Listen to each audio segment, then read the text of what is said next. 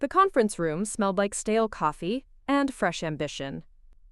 23 people crammed around a table built for 16, laptops balanced precariously on chair arms, notebooks scattered like fallen leaves. The quarterly all-hands meeting at Meridian Solutions had that electric buzz of a company hitting its stride, revenue projections climbing, client retention at an all-time high, and whispers of acquisition offers floating through the Austin tech corridor. I sat 3 seats from the head of the table, close enough to catch every micro-expression that crossed CEO Marcus Hoffman's face, far enough to avoid being pulled into his gravitational field of manufactured charisma. The PowerPoint slides clicked past in a blur of green arrows and celebratory charts. Client acquisition up 42%. Annual recurring revenue approaching the 8-figure mark. Employee satisfaction surveys showing record highs. And none of this would be possible, Marcus announced, his voice carrying that practiced cadence of a man who'd given this speech before, without the dedication of our incredible team. I'd love to know which corner of the globe you're watching from, and if this story speaks to you, make sure to subscribe. Tomorrow's video is one you absolutely can't miss. Polite applause rippled through the room. I clapped twice, then stopped. Something about the timing felt rehearsed, like Marcus had counted the beats between his statement and the expected response. Sarah Chen, our head of operations, caught my eye from across the table and raised an eyebrow. She'd noticed it too. But today, Marcus continued, clicking to the next slide, we're not just celebrating our past achievements, we're announcing the next phase of Meridian's evolution. The slide read, Strategic Partnership Initiative, in bold sans serif font. Beneath it, 3 bullet points that somehow managed to say everything and nothing simultaneously. Enhanced market positioning, expanded service offerings, and streamlined operational efficiency. Jennifer Park from our business development team has been spearheading this initiative, Marcus said, gesturing toward me with that practiced smile. Jennifer, would you like to share the details? Every head in the room turned my way. I felt that familiar flutter in my chest. Not anxiety exactly, but the heightened awareness that comes when you're about to present something you've poured months of your life into. The Strategic Partnership Initiative wasn't just another business development project. It was the culmination of 18 months of research, relationship building, and strategic positioning that could potentially triple Meridian's market value. Thank you, Marcus, I said, standing and moving to the front of the room. My presentation remote felt solid in my palm, a small anchor in the sea of expectant faces. The Strategic Partnership Initiative represents our most ambitious expansion to date. I clicked to my first slide, a clean graphic showing our current market position versus projected growth under the partnership model. Over the past year and a half, I've been cultivating relationships with 3 major players in the enterprise software space. Not acquisition targets, not competitors, but genuine strategic partners who complement our existing service portfolio. The room was quiet now, the kind of focused attention that comes when people realize they're hearing something significant. I clicked to the next slide, revealing the logos of 3 Fortune 500 companies, Apex Technologies, Cornerstone Digital, and Prism Analytics. Each of these partnerships addresses a specific gap in our current offerings, I continued, warming to the material I knew better than my own reflection. Apex brings enterprise-level security protocols we've never been able to offer smaller clients. Cornerstone provides the infrastructure scaling capabilities that have been limiting our growth with mid-market accounts. And Prism's analytics platform integrates seamlessly with our existing project management suite. I caught Marcus's expression as I spoke, a mixture of pride and something else I couldn't quite identify. Possessiveness, maybe, or calculation. The look of someone watching their investment appreciates in real time.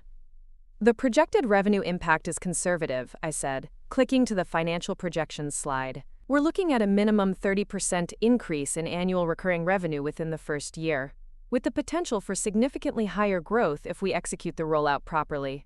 Tom Bradley from our technical team leaned forward. What's the timeline for implementation?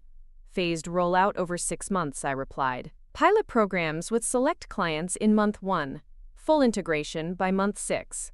I've already secured preliminary agreements with all 3 partners, contingent on board approval. The energy in the room shifted. I could feel it. That moment when a group of people realizes they're part of something bigger than they initially understood. Sarah was nodding approvingly. Marcus was smiling, but there was something tight around his eyes. The beauty of this approach, I continued, is that we're not just adding services. We're creating an integrated ecosystem that makes it significantly more difficult for clients to leave. The switching costs become prohibitive once they're fully embedded in our enhanced platform. Outstanding work, Jennifer, Marcus said, reclaiming the floor with a smooth transition that felt almost choreographed. This is exactly the kind of strategic thinking that's going to take Meridian to the next level. I returned to my seat, accepting the quiet congratulations from colleagues around the table. But something nagged at me. Marcus had barely asked any questions about the partnerships themselves, the negotiation process, the terms, the specific implementation challenges. For someone who typically dove deep into the details of every major initiative, his response felt curiously surface level. Now, Marcus said, advancing to the next slide, let's talk about the organizational changes we'll need to make to support this growth. The slide showed a new organizational chart. My heart stopped. The Strategic Partnership Initiative was listed under a new division, Strategic Growth and Development. The division head was listed as Derek Manning, our VP of Sales. My name appeared 2 levels down, under the title Partnership Implementation Manager. I blinked, certain I was misreading the chart, but no. There it was in black and white. The project I'd conceived, developed, and negotiated was being repositioned under Derek's leadership, with me relegated to what amounted to a project management role. Derek will be taking point on the strategic aspects of the partnership implementation, Marcus explained, his voice carrying that same practiced cadence. His experience with large-scale client relationships makes him the natural choice to oversee this expansion. Derek, who hadn't attended a single meeting with the partner companies. Derek, who'd learned about the project's existence approximately 15 minutes ago when I presented it to the room. Derek, who was now nodding sagely as if he'd been intimately involved in the 18 months of groundwork that made this moment possible. Jennifer will continue to handle the operational details, Marcus added, and I caught something in his tone that made my stomach clench.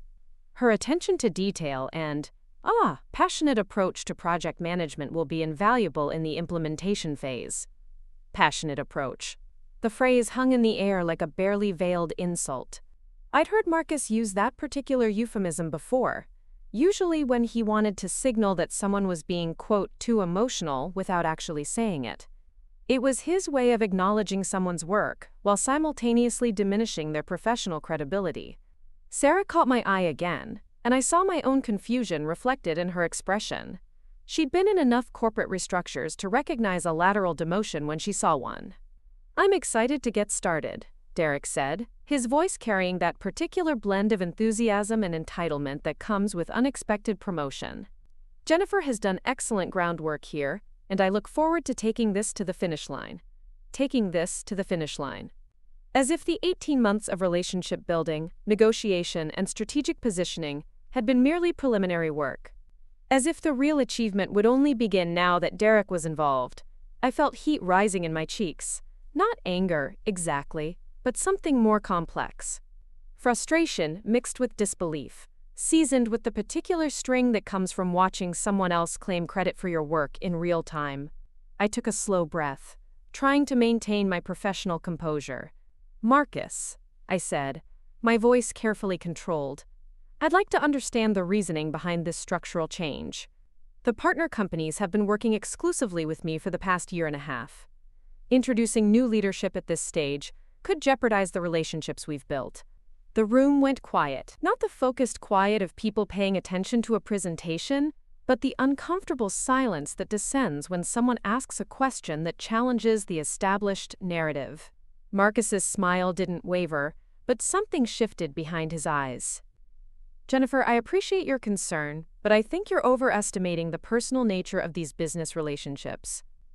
Derek's experience with enterprise clients will be invaluable as we move into the implementation phase. The contacts at Apex, Cornerstone, and Prism specifically requested to work with me, I said, keeping my voice level. We've built trust over months of negotiations. This isn't about personal relationships. It's about professional continuity. And that continuity will be maintained, Marcus replied, his tone taking on a slightly sharper edge. You'll be working closely with Derek throughout the implementation process. Your expertise won't be lost.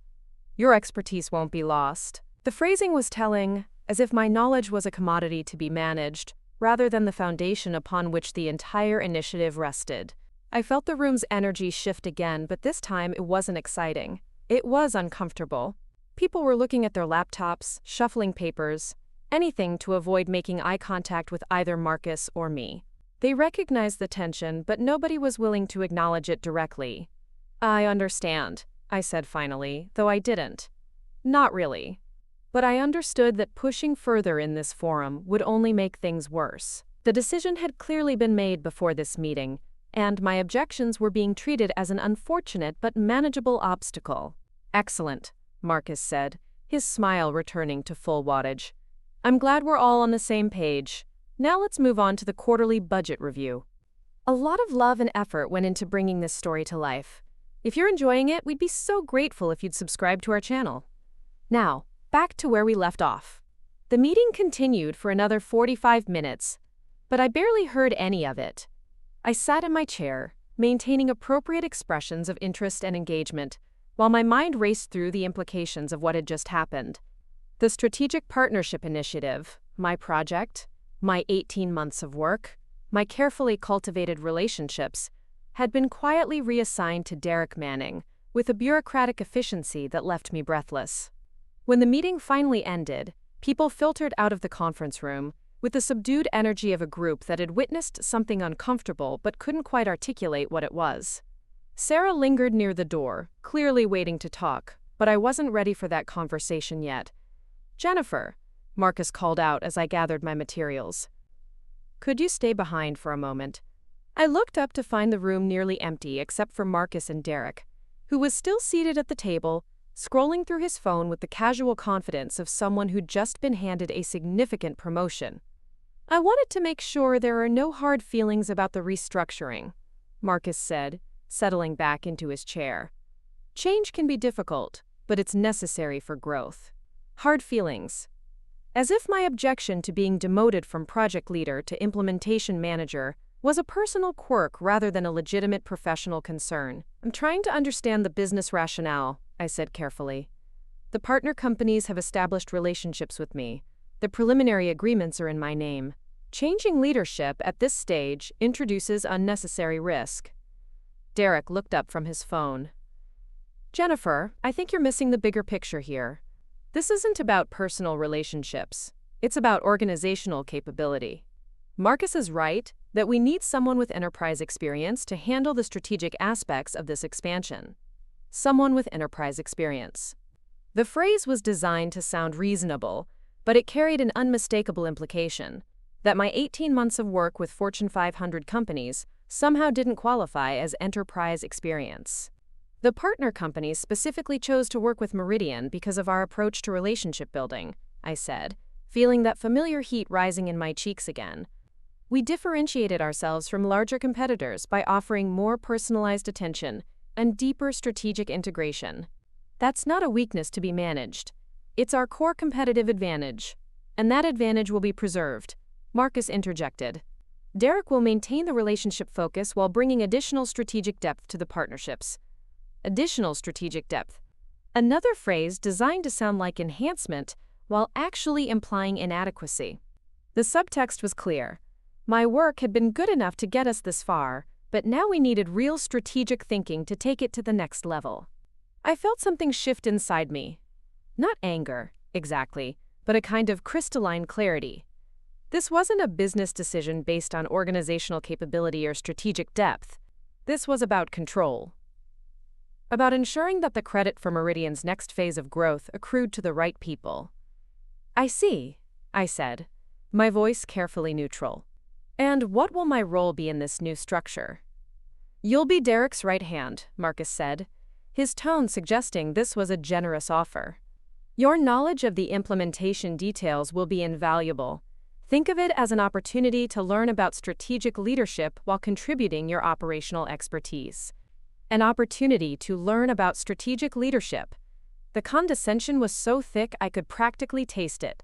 I had conceived, developed, and negotiated the entire initiative, but apparently I still needed to learn about strategic leadership from Derek, who'd been involved in the project for exactly 1 hour. I understand, I said again, though the words felt like ash in my mouth. I'll make sure Derek has all the background information he needs. That's the spirit, Marcus said, standing up from the table. I knew you'd see the bigger picture. This is going to be great for everyone involved. Great for everyone involved. I wondered if Marcus actually believed that, or if he was just committed to maintaining the fiction that this restructuring was anything other than a calculated power grab. Derek stood as well, extending his hand toward me with a smile that managed to be both friendly and patronizing. I'm looking forward to working with you, Jennifer.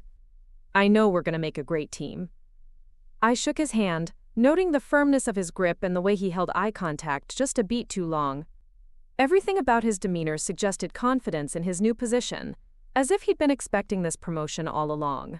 I'm sure we will, I replied, matching his smile with one of my own. I'll send you all the relevant files and contact information by the end of day. As I left the conference room, I caught my reflection in the glass wall separating the meeting space from the main office. I looked composed, professional, every inch the competent business development manager who'd just been reassigned to a new role. But behind my eyes, I could see something else, a kind of quiet determination that Marcus and Derek had mistaken for acceptance. They thought they'd managed the situation smoothly. They thought they'd preserved my expertise while ensuring the right people got credit for the success to come. They thought they understood the power dynamics at play in this restructuring. Minture. They were wrong about all of it. Walking back to my office, I passed the framed articles on the wall, documenting Meridian's growth over the past 5 years. Local business journal features, tech blog profiles, industry awards, all of them highlighting the company's innovative approach to client relationships and strategic partnerships. All of them featuring quotes from Marcus about the importance of empowering employees and fostering collaborative leadership. I paused at one particular article from 2 years ago, a feature piece about rising companies in the Austin tech scene. The headline read, Meridian Solutions, Where Innovation Meets Execution. The subhead mentioned the company's unique approach to employee ownership and collaborative decision-making. Employee ownership. The phrase caught my attention in a way it never had before. I'd always assumed it was marketing speak, the kind of buzzword-heavy language that every tech company used to attract talent. But standing there in the hallway, something stirred in my memory, a conversation from 3 years ago that I'd almost forgotten. The quarterly all-hands meeting had been a celebration disguised as a routine business update. The Strategic Partnership Initiative had been presented as a collaborative achievement, but the real celebration was for Marcus and Derek, who would reap the rewards of 18 months of work I'd done in relative obscurity. But celebrations have a way of ending, and sometimes, when they do, the real power dynamics become clear. I continued walking toward my office, passing colleagues who offered congratulations on the partnership announcement. They all seemed genuine in their excitement, unaware of the subtle redistribution of credit that had just occurred. Or perhaps they were aware, and had simply accepted it as the natural order of things, the way business worked in the real world. Either way, I smiled and thanked them, playing my part in the post-meeting ritual of corporate enthusiasm. But beneath the surface, something was shifting. Something that Marcus and Derek had failed to account for in their careful choreography of power and credit. Something that would soon become impossible to ignore.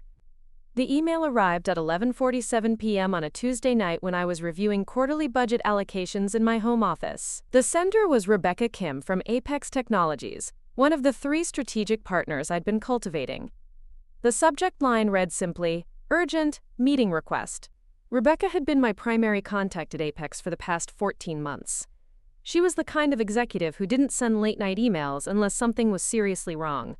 Her communication style was methodical, precise, and she never used words like urgent casually. I opened the email with the particular kind of dread that comes from knowing you're about to learn something you don't want to know. Jennifer, I need to speak with you privately as soon as possible. Some concerns have arisen regarding the partnership structure that need immediate clarification. Can we schedule a call tomorrow morning? Please call my direct line rather than going through standard channels. This is time-sensitive. Rebecca. I read the email 3 times, parsing each word for clues. Rebecca had never asked me to bypass standard channels before. She'd never used phrases like concerns have arisen or time sensitive in our previous communications. Something had changed, and whatever it was, she didn't want it going through normal corporate channels. I checked my calendar and sent a reply confirming a 9 a.m. call, then spent the next 6 hours lying awake, running through every possible scenario that could have prompted such an urgent message. By the time my alarm went off, I had dark circles under my eyes and a knot in my stomach that felt like a prediction. At exactly 9 a.m., I dialed Rebecca's direct line from my office at Meridian. She answered on the first ring. "Jennifer, thank you for calling so quickly," she said, her voice carrying a tension I'd never heard before. "I need to ask you a direct question, and I need you to give me a direct answer." "Of course," I said, setting down my coffee cup and reaching for a notepad. "What's going on?" "Yesterday afternoon, I received a call from someone named Derek Manning, who introduced himself as the new strategic lead for the Meridian partnerships. He informed me that there would be changes to our working relationship going forward, and that all future communications should go through him rather than you." The knot in my stomach tightened. Derek hadn't wasted any time asserting his new authority. "That's correct," I said carefully. "There was an organizational restructuring announcement yesterday. Derek will be overseeing the strategic aspects of the partnerships while I focus on implementation details." Rebecca was quiet for a moment. When she spoke again, her voice had a different quality, sharper, more direct. "Jennifer, I'm going to ask you something, and I need you to understand that your answer will determine whether Apex moves forward with this partnership." "I'm listening." "Are you being pushed out?" The question hit me like a physical blow. Not because it was unexpected, but because hearing it spoken aloud by someone outside Meridian made the situation real in a way it hadn't been before. Rebecca Kim didn't ask questions like that casually. She was a strategic thinker who understood corporate dynamics better than most people understood their own families. "That's a complicated question," I said, trying to buy time to formulate a response that was both honest and professional. "No, it's not," Rebecca replied firmly. "It's actually very simple. Either you're still in control of this partnership, or you're not. Either Meridian is honoring the relationship we've built over the past 14 months, or they're not. Which is it?" I stared out my office window at the Austin skyline, watching morning traffic begin to build on the highways below. There was something liberating about being asked such a direct question by someone who clearly valued directness over corporate diplomacy. "I'm not in control anymore," I said quietly. "The project has been reassigned to Derek's oversight. I'll be involved in implementation, but the strategic decisions will be made by him." Rebecca's response was immediate. "Then we have a problem." "What kind of problem?" "The kind that terminates partnerships," she said bluntly. "Jennifer, Apex didn't agree to work with Meridian because of your company's reputation or your technical capabilities. We agreed to work with you because of the relationship we built with you specifically. Your understanding of our integration challenges, your approach to problem solving, your ability to see solutions that other vendors missed, that was the foundation of this partnership." I felt something shift in my chest. Not relief, exactly, but a kind of validation I hadn't realized I needed. For the past 18 hours, I'd been questioning whether my concerns about the restructuring were justified, or whether I was being too emotional, as Marcus had implied. Rebecca's words confirmed what I'd suspected but hadn't been able to articulate. The partnerships weren't just business relationships that could be transferred from one account manager to another. They were personal collaborations built on trust, understanding, and 18 months of consistent communication. "Derek is a capable executive," I said, though the words felt hollow even as I spoke them. "He has extensive experience with enterprise partnerships." "I'm sure he does," Rebecca replied.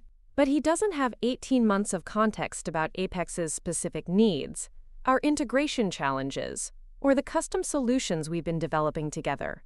More importantly, he doesn't have our trust. And trust, Jennifer, is not transferable." The finality in her voice was unmistakable. "What are you saying?" "I'm saying that if Derek Manning calls me again, claiming to be our new strategic lead, I will politely inform him that Apex is withdrawing from the partnership effective immediately. Then I will call the other partners and recommend they do the same."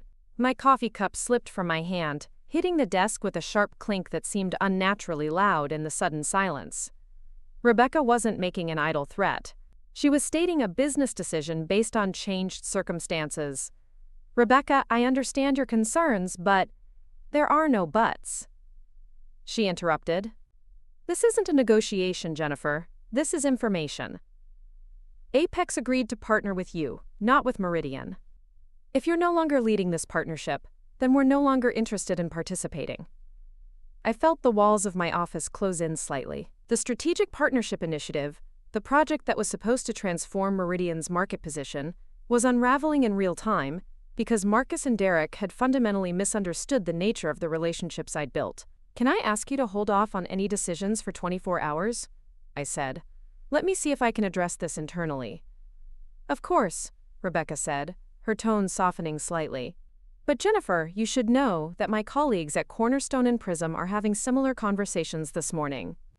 Derek contacted all 3 partner companies yesterday afternoon with the same message about the new reporting structure. The response has been uniformly negative. After Rebecca hung up, I sat staring at my phone for several minutes, processing the implications of what I'd just learned. Derek hadn't just been asserting his authority. He'd been systematically contacting all 3 partner companies to establish his role as their new primary contact. And in doing so, he'd inadvertently triggered the exact scenario I'd warned Marcus about. The partners were rejecting the change in leadership. I opened my laptop and checked my email, looking for any messages from the other partner companies. There were 2 new emails in my inbox, both marked urgent. The first was from David Chen at Cornerstone Digital. Jennifer, we need to discuss the recent changes to the partnership structure. Please call at your earliest convenience. The second was from Lisa Rodriguez at Prism Analytics. Unexpected developments regarding partnership leadership. Can we schedule a confidential call today? 3 urgent messages from 3 partner companies, all using language that suggested they were as concerned about the leadership change as Rebecca had been. I felt a grim satisfaction at being proven right about the risks of the restructuring, followed immediately by dread at the magnitude of the problem Marcus and Derek had created. I picked up my phone and dialed David Chen's number. He answered on the second ring. Jennifer, thank God you called, he said without preamble. I spent an hour on the phone yesterday with someone named Derek Manning, who seemed to think he was taking over our partnership. Please tell me this is some kind of miscommunication. I wish I could, I said. But no, it's not a miscommunication. There was an organizational restructuring yesterday. Derek has been assigned to oversee the strategic aspects of all 3 partnerships. David was quiet for a moment. Jennifer, you know I have tremendous respect for you and for the work we've done together. But I have to be honest. If you're no longer leading this partnership, Cornerstone is going to have to reconsider our involvement. Can you tell me why? Because partnerships like this are built on relationships, not organizational charts, he said. You understand our business model, our technical constraints, our corporate culture. You've invested 18 months in learning how Cornerstone operates and what we need from a strategic partner. Derek Manning, regardless of his qualifications, doesn't have that knowledge. I made notes as David spoke, documenting his concerns for the conversation I knew I'd need to have with Marcus. What if Derek and I work together closely during the transition?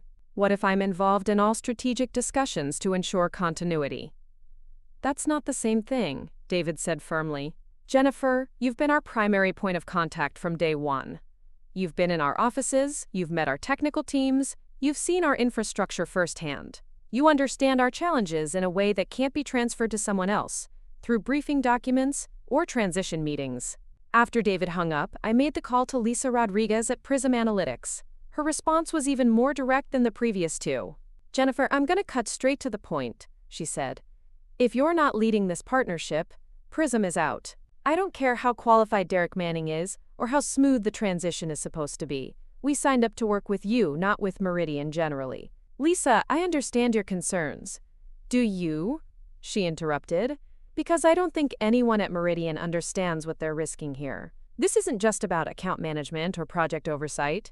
This is about strategic alignment. You spent months understanding our analytics platform, our client base, our competitive positioning. You developed solutions that our own internal team hadn't considered. That level of understanding doesn't transfer to a new person, no matter how experienced they are. By 11 a.m., I had 3 pages of notes documenting essentially the same message from all 3 partner companies. The relationships were personal. the trust was non-transferable, and the leadership change would result in the dissolution of all 3 partnerships. The Strategic Partnership Initiative, the project that was supposed to define Meridian's next phase of growth, was collapsing before it had even been officially launched. I walked down the hall to Marcus's office, rehearsing how to present this information in a way that wouldn't come across as, "I told you so," while still making clear the severity of the situation. His door was open, and I could see him inside, talking animatedly on the phone while gesturing at something on his computer screen. I knocked on the doorframe and waited for him to acknowledge me. He held up one finger, indicating he'd be with me in a moment, then continued his conversation for another 5 minutes. When he finally hung up, he looked at me with the slightly impatient expression of someone whose time was being interrupted. "Jennifer, what can I do for you?" "We have a problem with the Strategic Partnership Initiative," I said, settling into the chair across from his desk. "The partner companies are rejecting the leadership change." Marcus's expression shifted from impatience to skepticism. "What do you mean, rejecting?" "I mean, they're threatening to withdraw from the partnerships if Derek replaces me as their primary contact," I said, opening my notebook to the pages of documentation I'd compiled. "All 3 companies have expressed the same concern. They built relationships with me specifically, and they don't want to work with someone else." "That's ridiculous," Marcus said dismissively. "These are professional business relationships, not personal friendships. Derek is more than qualified to manage these partnerships." "I agree that Derek is qualified," I said carefully. "But qualification isn't the issue. The issue is relationship continuity. These companies invested 18 months in building working relationships with me. They understand that I know their businesses, their challenges, and their technical requirements. They don't want to start over with someone new." Marcus leaned back in his chair, his expression suggesting he thought I was overreacting. "Jennifer, I think you're personalizing this more than necessary. Business relationships are ultimately about delivering value, not about individual personalities. Once Derek demonstrates his capability, any initial resistance will fade." "Marcus, Rebecca Kim from Apex told me directly that if Derek contacts her again claiming to be the strategic lead, she will withdraw from the partnership and recommend that the other companies do the same." For the first time since I'd entered his office, Marcus looked genuinely concerned. "She said that?" "She said that." And David Chen from Cornerstone expressed the same sentiment. So did Lisa Rodriguez from Prism. All 3 companies are prepared to walk away if I'm not leading the partnerships. Marcus was quiet for a moment, processing this information. When he spoke again, his tone had shifted from dismissive to calculating. "What exactly are they asking for?" "They want me to continue as their primary strategic contact," I said. "They're willing to work with Derek in a supporting role, but they want the relationships to remain with me." "That's not acceptable," Marcus said immediately. "The organizational restructuring wasn't a suggestion. It was a business decision based on the company's growth needs. Derek needs to be in a leadership position on these partnerships." I felt that familiar heat rising in my cheeks, the frustration of watching someone prioritize organizational politics over business outcomes. "Marcus, if Derek takes over these partnerships, we won't have any partnerships to lead. All 3 companies will withdraw." "Then they're being unreasonable," Marcus replied, his voice taking on an edge. "And frankly, Jennifer, I'm surprised you're not doing more to smooth this transition instead of encouraging their resistance." The accusation hit me like a slap. "I'm not encouraging anything, I'm reporting the facts. The partner companies have expressed their concerns directly to me, and I'm communicating those concerns to you." "Your communication is coming across as advocacy," Marcus said. "It sounds like you're arguing for maintaining your role, rather than objectively presenting the business situation." I stared at him, feeling something fundamental shift in my understanding of the conversation. Marcus wasn't concerned about losing the partnerships. He was concerned about me appearing to undermine the organizational restructuring he'd announced. In his mind, my accurate reporting of the partner company's concerns was tantamount to corporate insubordination. "I see," I said quietly. "So you'd prefer that I not communicate the partner's concerns accurately?" "I'd prefer that you focus on making this transition work rather than documenting reasons why it might fail," Marcus replied. "Your job is to ensure continuity, not to validate resistance to change." The implication was clear. My role was to make Derek's promotion successful, regardless of the business consequences. The fact that the partnerships might collapse as a result was less important than maintaining the appearance of smooth organizational decision-making. "I understand," I said, closing my notebook and standing up from the chair. "I'll let Derek know about the partner's concerns so he can address them directly." "That's exactly the right approach," Marcus said, his smile returning. "I'm confident that once Derek establishes his credibility with these companies, any initial resistance will disappear." As I left Marcus's office, I realized that I'd fundamentally misunderstood the nature of the conversation I'd just had. I'd thought I was presenting a business problem that needed to be solved. Marcus had seen it as a challenge to his authority that needed to be managed. The actual outcome for the company, whether we kept or lost the partnerships, was secondary to maintaining the organizational structure he'd created. Walking back to my office, I passed Derek's cubicle and saw him on the phone, gesturing enthusiastically while speaking to someone. As I got closer, I caught fragments of his conversation. Exciting opportunity to expand the relationship, significant growth potential, fresh strategic perspective. He was talking to one of the partner companies, completely unaware that his, quote, strategic perspective was being received as an unwelcome disruption to carefully cultivated business relationships. The confidence in his voice suggested he believed his enterprise experience and strategic credentials would overcome any initial resistance from companies that simply didn't understand the value he brought to the partnerships. But I knew something Derek didn't know, something Marcus didn't understand, something that would soon become impossible for either of them to ignore. The partnerships were about to collapse, and when they did, the real power dynamics at Meridian Solutions would finally become clear. The meeting request appeared in my calendar at 2:15 p.m. on Thursday, exactly 48 hours after my conversation with Marcus about the partnership concerns. The subject line read, "Performance discussion, immediate attention required." The organizer was Marcus, but the attendee list included Derek and someone I'd never seen before, Dr. Patricia Wells, senior HR consultant. No location was specified, just a conference room number I didn't recognize. Executive Suite B. I'd been at Meridian for 3 years and had never heard of Executive Suite B. The meeting was scheduled for 4:30 p.m. that same day, giving me exactly 2 hours and 15 minutes to wonder what required a senior HR consultant and an executive suite. I spent those 2 hours trying to focus on routine tasks while my mind raced through possibilities.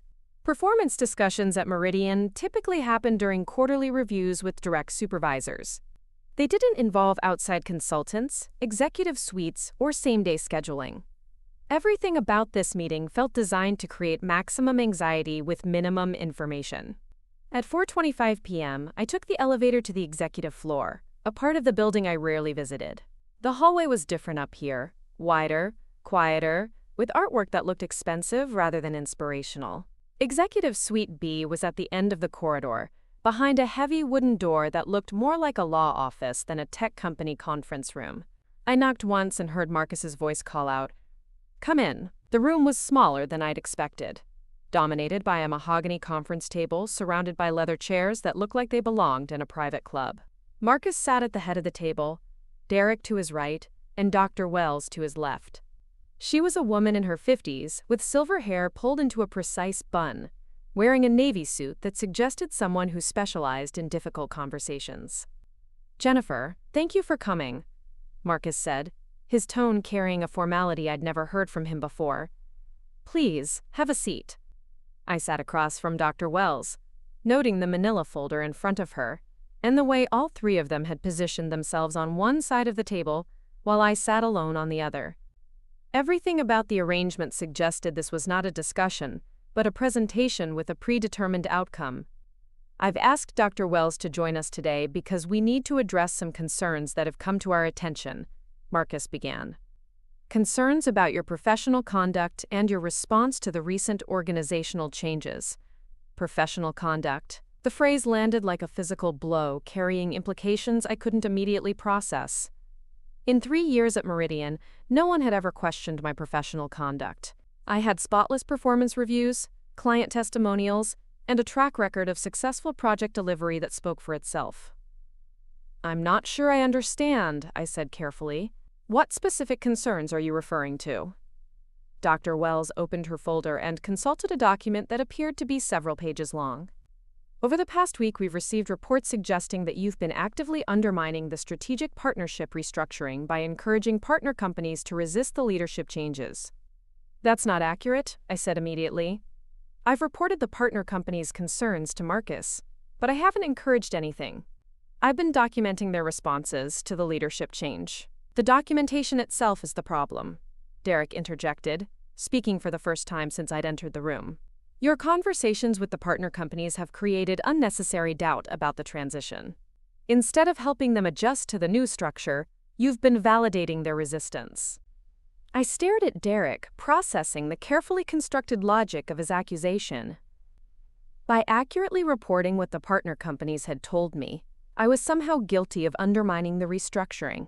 By communicating their concerns rather than dismissing them, I was encouraging resistance to organizational change. The partner companies expressed their concerns directly to me, I said. My job was to communicate those concerns to leadership, so they could be addressed. That's not undermining, that's reporting. Your approach to that reporting has been problematic, Dr. Wells said, consulting her notes. According to multiple sources, your communications with both internal leadership and external partners have been characterized by emotional responses rather than professional objectivity. Emotional responses. There it was again, Marcus's favorite euphemism for any behavior that challenged his decisions. But now it wasn't just a casual dismissal in a meeting. It was part of an official HR consultation, documented in a manila folder with my name on it. Can you be more specific about what you mean by emotional responses? I asked. Dr. Wells turned a page in her folder. Reports indicate that you've expressed frustration about the organizational changes in ways that have created discomfort among colleagues and confusion among partner companies. Your resistance to the new structure has been interpreted as a failure to adapt to changing business needs. I haven't expressed resistance to the structure, I said, feeling heat rise in my cheeks despite my efforts to stay calm. I've expressed concerns about the implementation based on direct feedback from the partner companies. Those are two different things. The distinction may be clear to you, Marcus said, but it's not clear to others. The perception is that you're unable to accept the leadership changes because they affect your personal status within the organization. Personal status. The phrase was designed to make my concerns sound petty and self-serving, as if I cared more about my position than about the company's success. It was a masterful piece of corporate gaslighting, reframing legitimate business concerns as personal grievances. Marcus, the partner companies are threatening to withdraw from the partnerships, I said, trying to keep my voice level. That's not about personal status. That's about business continuity. And that's exactly the kind of dramatic language that's been causing problems, Derek said. The partner companies have expressed some initial hesitation about the leadership change, but characterizing that as threats to withdraw is an overstatement that creates unnecessary alarm. I felt the ground shift beneath me. Derek was rewriting the conversations I'd had with Rebecca, David, and Lisa, turning their clear statements about withdrawing from the partnerships into initial hesitation that I had supposedly exaggerated. The reality of what the partner companies had actually said was being erased and replaced with a more convenient narrative.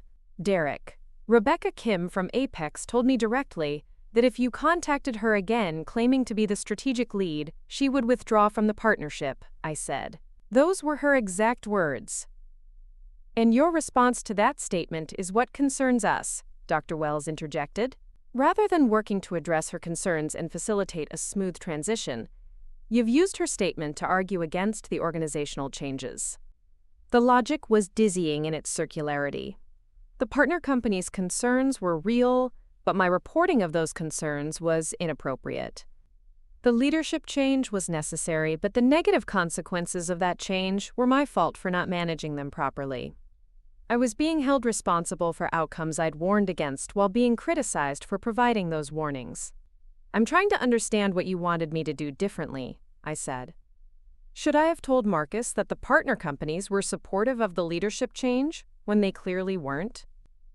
You should have focused on solutions rather than problems, Marcus replied.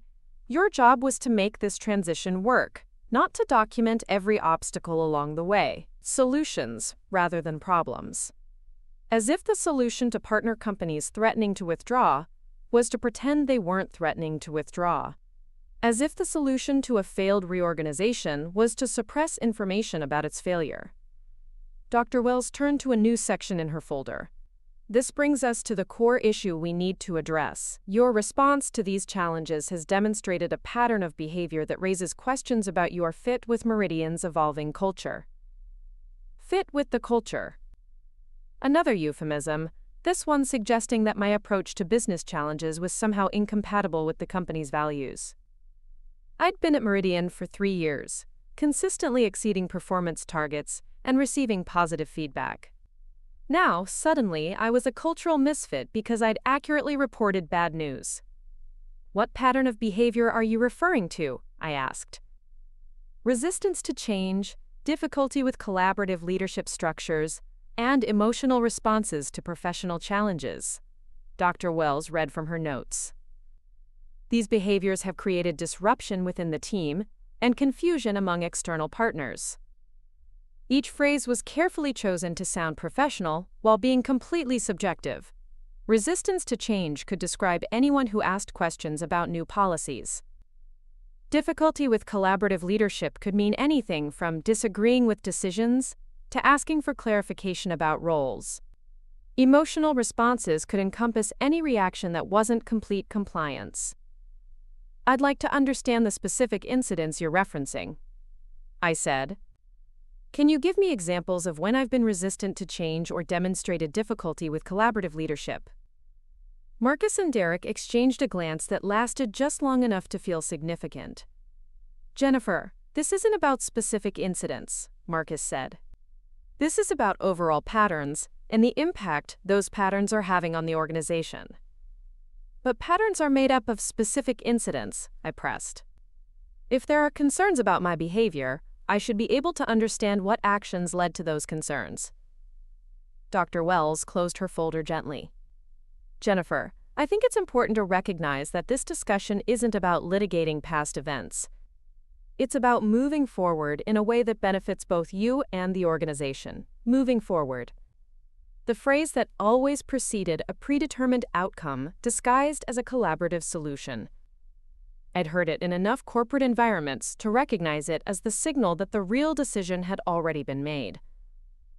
What kind of moving forward are you proposing? I asked. We're recommending a role adjustment that better aligns with your strengths and interests, Marcus said. We'd like to transition you to a position that focuses on your technical expertise while reducing the management and client-facing responsibilities that seem to be causing stress. Role adjustment. Management responsibilities. Stress. The language was carefully crafted to make a demotion sound like a therapeutic intervention designed to help me, rather than a punishment for failing to comply with organizational changes. What specific role are you proposing? Derek leaned forward, his expression suggesting he was about to deliver good news. We've created a new position, Senior Technical Analyst. It would involve supporting the strategic partnerships from a technical perspective while allowing someone else to handle the relationship management aspects. Supporting the partnerships. Relationship management aspects. The job they were describing was essentially a technical support role for the partnerships I had conceived, developed, and negotiated. I would be relegated to providing technical documentation, while Derek managed the strategic relationships I had spent 18 months building. This position would report to Derek? I asked. That's correct, Marcus said. Derek would handle the strategic oversight while you focus on the technical elements where your expertise is most valuable. The restructuring was complete. I would go from leading the strategic partnership initiative to providing technical support for Derek's leadership of the initiative. My 18 months of relationship building, strategic planning, and business development would be reduced to a support function in someone else's organization. What if I decline this role adjustment? I asked. Dr. Wells reopened her folder and consulted a different document. We would explore other options, but I have to be honest that your current role doesn't seem to be working for anyone involved. The stress you've been experiencing, the difficulties with the recent changes, the impact on team dynamics, all of these suggest that a change would be beneficial. Other options. Team dynamics. Beneficial. The subtext was clear. Accept the demotion or face termination. The performance discussion was actually an ultimatum dressed up as a career development opportunity. "I need some time to consider this," I said. "Of course," Marcus replied. "But given the urgency of the partnership situation, we'd need your decision by tomorrow morning. The sooner we can implement this transition, the better it will be for everyone involved by tomorrow morning." The timeline was designed to prevent me from seeking advice, consulting with colleagues, or doing anything other than accepting the predetermined outcome. Like everything else about this meeting, the artificial urgency was meant to limit my options while maintaining the appearance of choice. "I understand," I said, standing up from the table. "I'll have an answer for you tomorrow." As I left Executive Suite B, I felt like I was walking through a different building than the one I'd worked in for 3 years. The hallways looked the same, but something fundamental had shifted.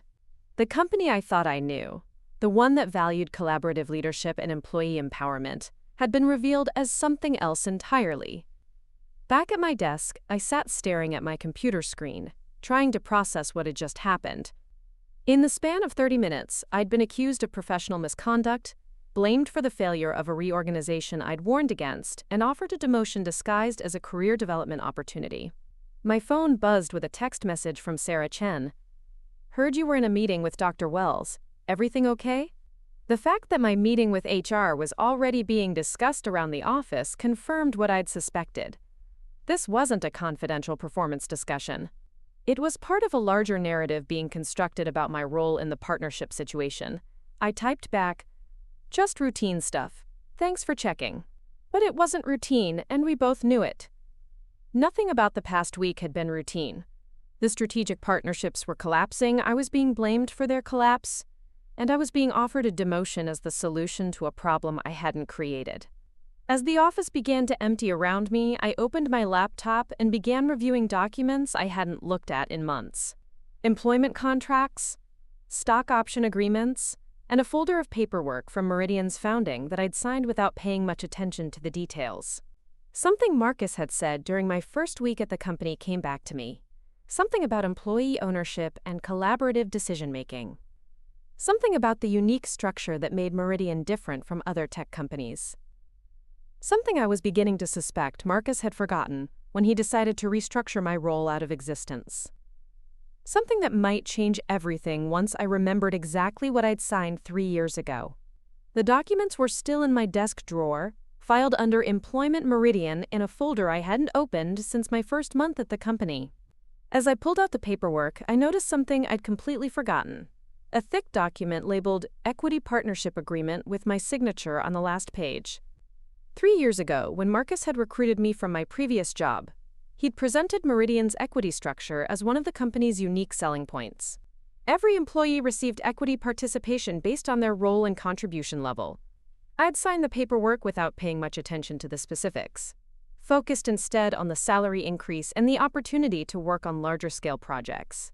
Now, sitting in my empty office with the equity agreement in my hands, I began reading through the dense legal language with the attention it deserved. Section 3.2 dealt with equity distribution among senior contributors. Section 4.1 covered voting rights and corporate governance participation. Section 5.3 made me stop breathing entirely. In recognition of founding contribution and ongoing strategic leadership, senior partner equity holders shall maintain decision-making authority over strategic initiatives within their designated areas of expertise, including but not limited to partnership development, client relationship management, and business development strategy. I read the section 3 times, then flipped to the signature page to confirm what I thought I was seeing. My signature was there, along with Marcus's and a witness signature from the company's legal counsel. The date was from my second week at Meridian, right after I'd agreed to lead the business development division. Senior partner equity holder. Strategic decision-making authority. Partnership development. I opened my laptop and logged into the employee portal, navigating to the equity section I'd never bothered to examine closely. My equity percentage was listed in small font at the bottom of the page. 51.3%, 51.3%.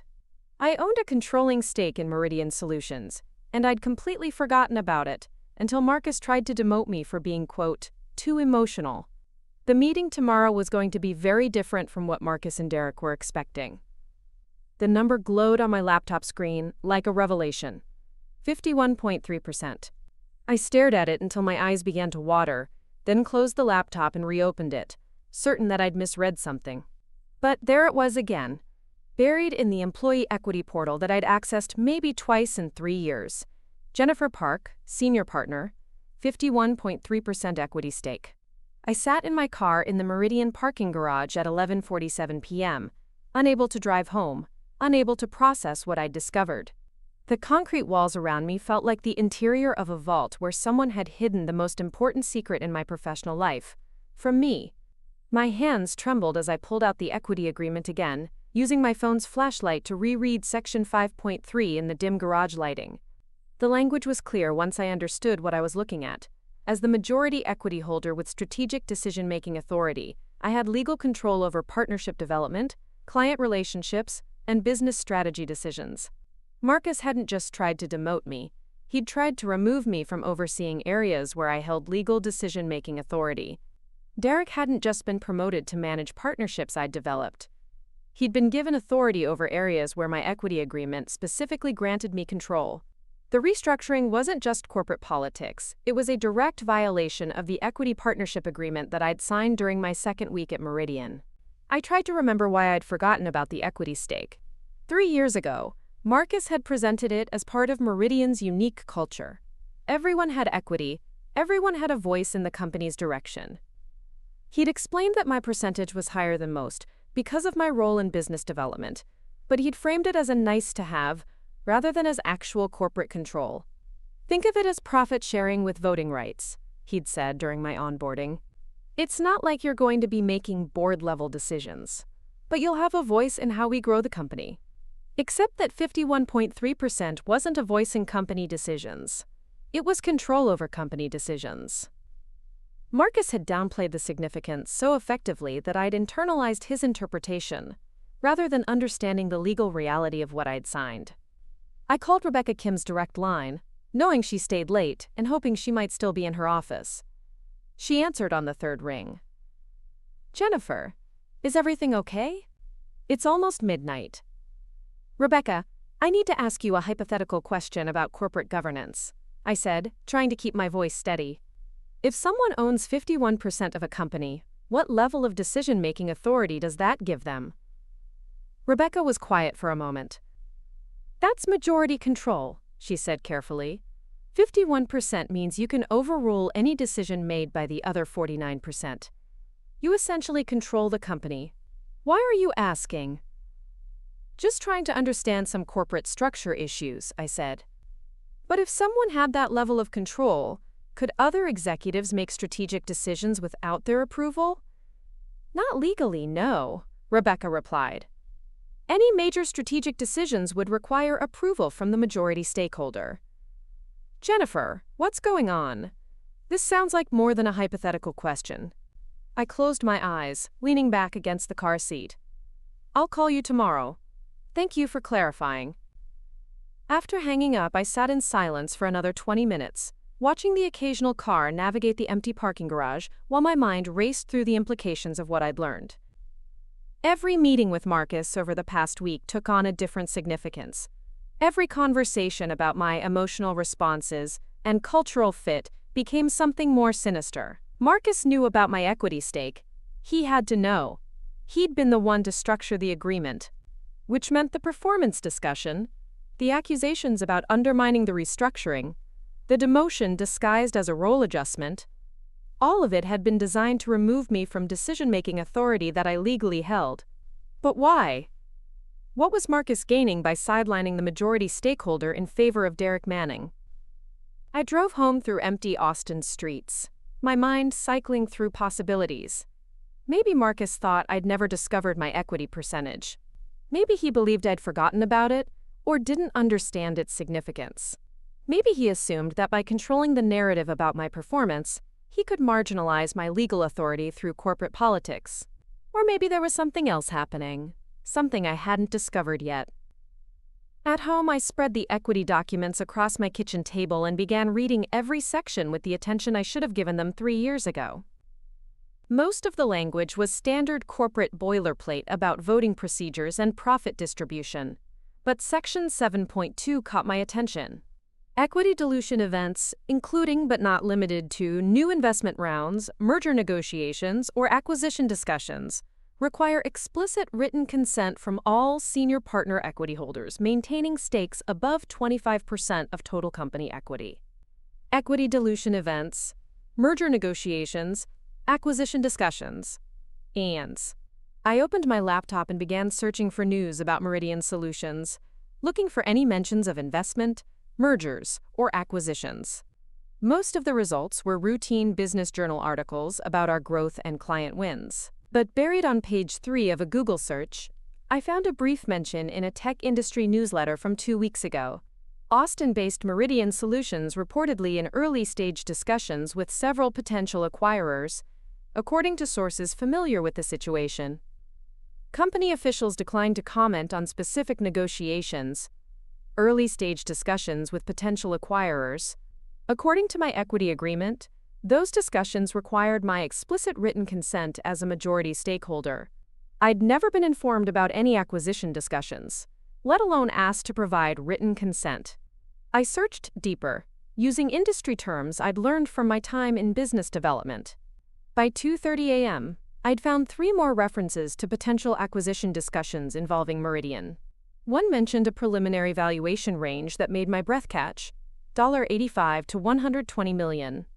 If Meridian sold for even the low end of that range, my 51.3% stake would be worth over $43 million.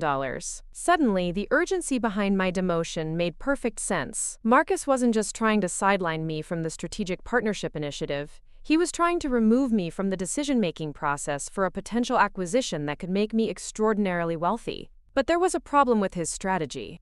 According to the equity agreement, he couldn't dilute my voting authority or exclude me from major corporate decisions without violating the contract I'd signed. The performance discussion, the cultural fit concerns, the role adjustment, none of it could legally override my equity rights, which meant Marcus was either planning to violate the equity agreement or he had found some way to work around it that I hadn't discovered yet. I made coffee and continued reading through the legal documents, looking for loopholes or clauses that might give Marcus the authority he was asserting. By 4 a.m., I'd found it, Section 9.1, buried near the end of the agreement. In cases of documented performance issues, professional misconduct, or behavior detrimental to company interests, equity voting rights may be suspended pending resolution of the underlying concerns. Documented performance issues, professional misconduct, behavior detrimental to company interests.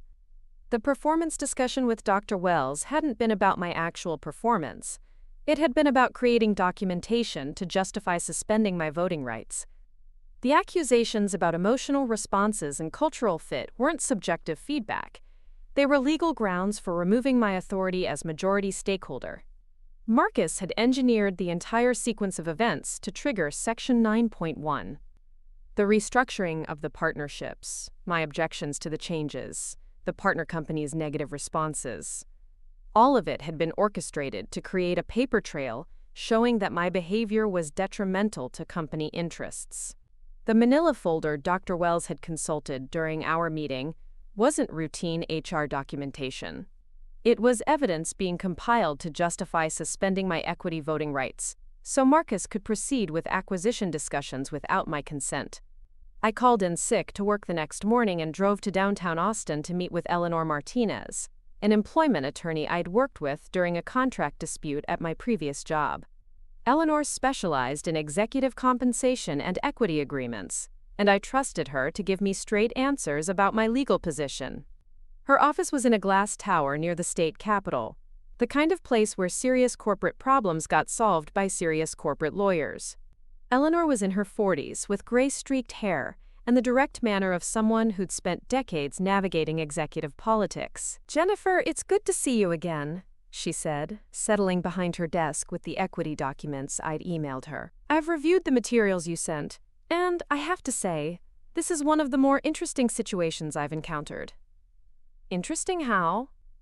Interesting because your equity position gives you extraordinary power that you apparently didn't know you had, Eleanor said, flipping through the printed agreement.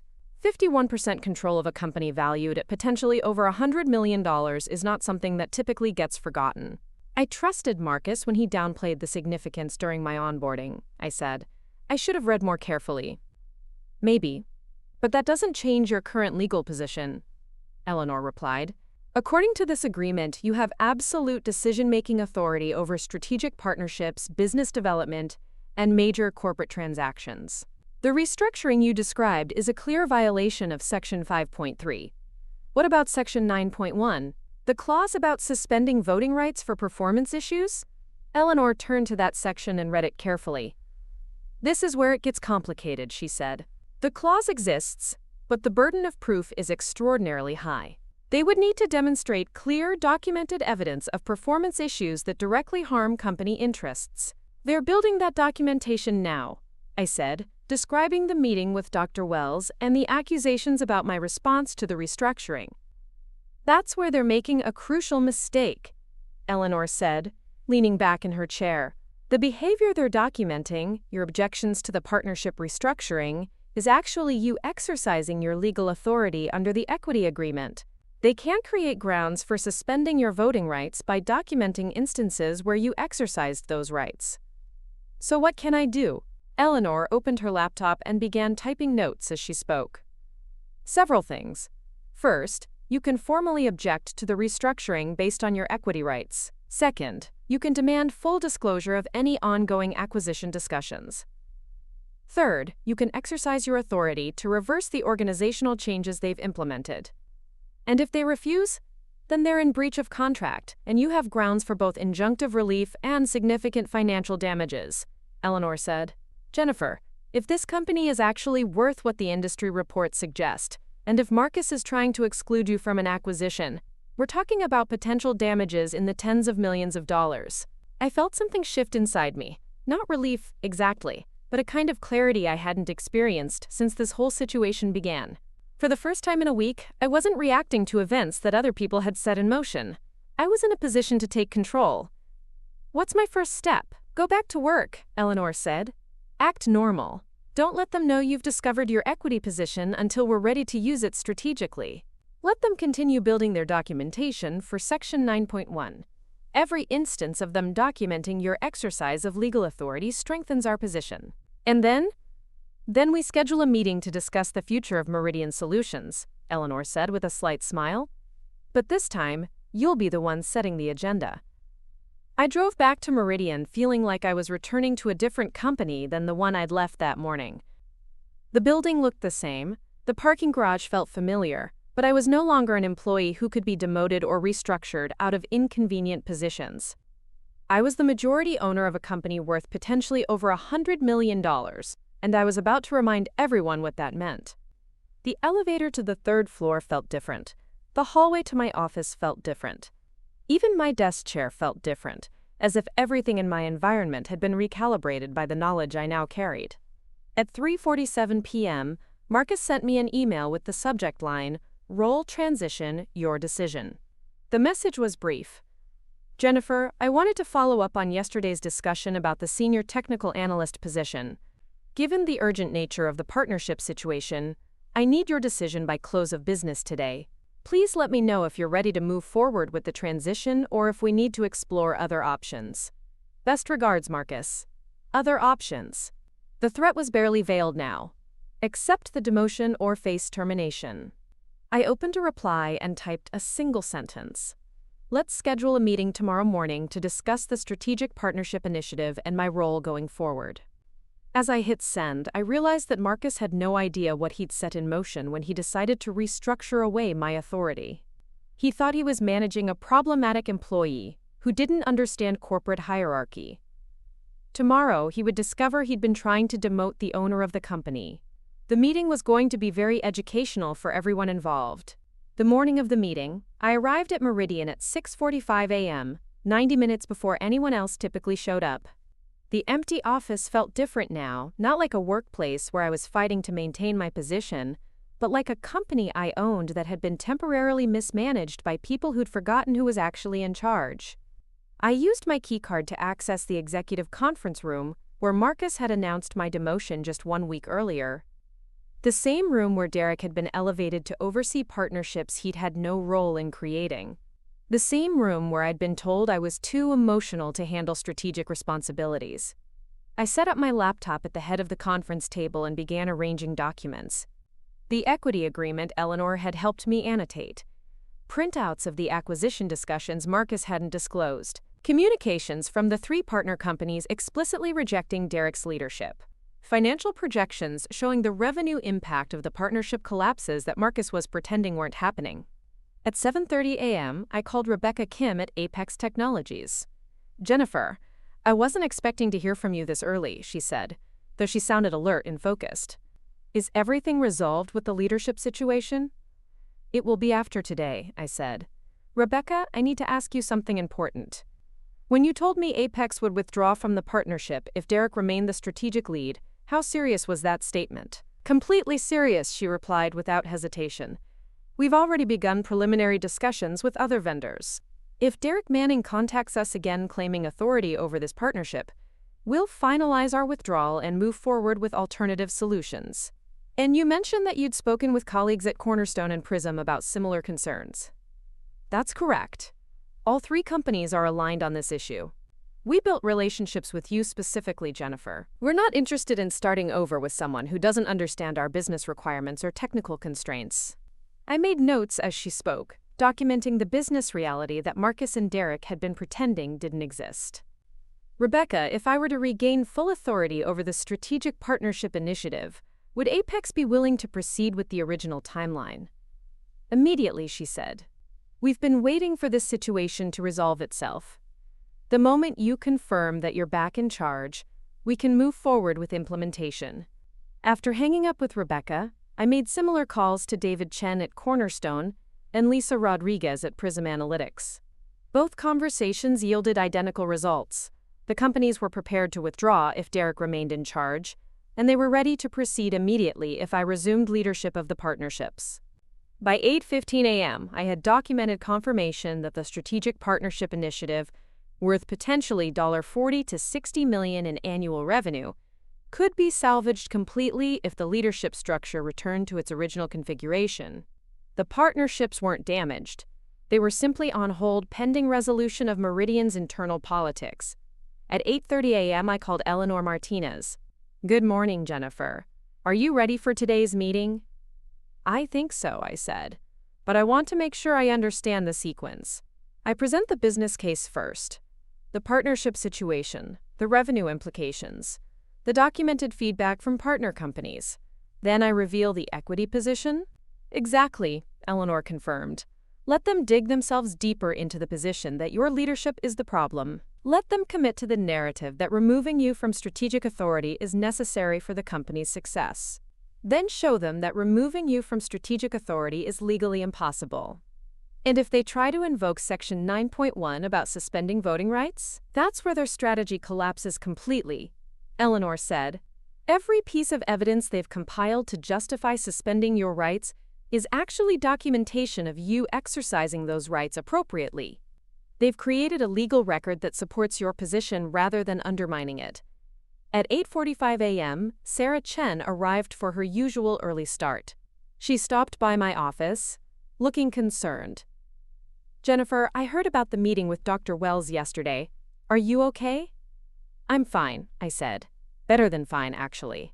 How much do you know about Meridian's equity structure?" Sarah raised an eyebrow. "The employee ownership program? Not much beyond what they covered in orientation. Everyone gets some equity based on their role and performance." "Why?" "Just curious about how it works," I said casually. "Do you know if there are different levels of equity participation?" "I think senior people get higher percentages," Sarah replied. "Marcus mentioned once that business development roles get larger stakes because they're directly responsible for revenue growth. But I've never seen the actual numbers." "Interesting," I said, making a mental note that other employees weren't fully informed about the equity distribution. "Sarah, if you had to guess, what percentage of the company do you think someone in my role might own?" She considered the question. "Maybe 5%? 10 at the most? Enough to make the profit sharing meaningful, but not enough to actually influence major decisions. 5 to 10%. Sarah's estimate reflected the same misconception I'd held until 2 days ago, that employee equity at Meridian was symbolic rather than substantive. Marcus had successfully convinced the entire staff that equity participation was a nice benefit rather than actual ownership with legal rights. At 9 a.m., Derek Manning walked past my office, heading toward the conference room where our meeting was scheduled. He was carrying a leather portfolio and wearing the confident expression of someone who believed he was about to finalize his promotion to strategic lead. He caught my eye through the glass wall and gave me a slight nod, polite but distant, the kind of acknowledgement a manager gives to a soon-to-be former colleague. At 9:05 a.m., Dr. Patricia Wells arrived, carrying the same manila folder from our previous meeting. She was dressed in another navy suit that suggested serious business, and she moved with the purposeful stride of someone who specialized in difficult corporate transitions. At 9:10 a.m., Marcus arrived, looking like he was heading to a routine management meeting, rather than a confrontation that would fundamentally alter the power structure at his company. He was carrying a coffee and a single folder, suggesting he expected this to be a brief conversation with a predetermined outcome. I gathered my materials and walked to the conference room at exactly 9:15 a.m. As I entered, I noted the seating arrangement. Marcus at the head of the table, Derek to his right, Dr. Wells to his left. The same configuration as our previous meeting, designed to reinforce the hierarchy they believed controlled the situation. "Good morning, Jennifer," Marcus said as I took a seat across from the three of them. "I appreciate you scheduling this meeting. I'm hoping we can resolve the role transition situation quickly so we can all move forward." "I'm hoping we can resolve several situations," I replied, setting my laptop and documents on the table. "The role transition is just one of the issues we need to address." Derek leaned forward slightly. "What other issues are you referring to?" "The Strategic Partnership Initiative," I said, opening my laptop to the notes from my morning calls. "I've been in communication with all 3 partner companies since our last meeting, and I have some updates that affect our strategic planning." Marcus's expression shifted almost imperceptibly. "Jennifer, I thought we discussed the importance of coordinating external communications through the appropriate channels." "We did," I said, "and I've been very careful to coordinate appropriately.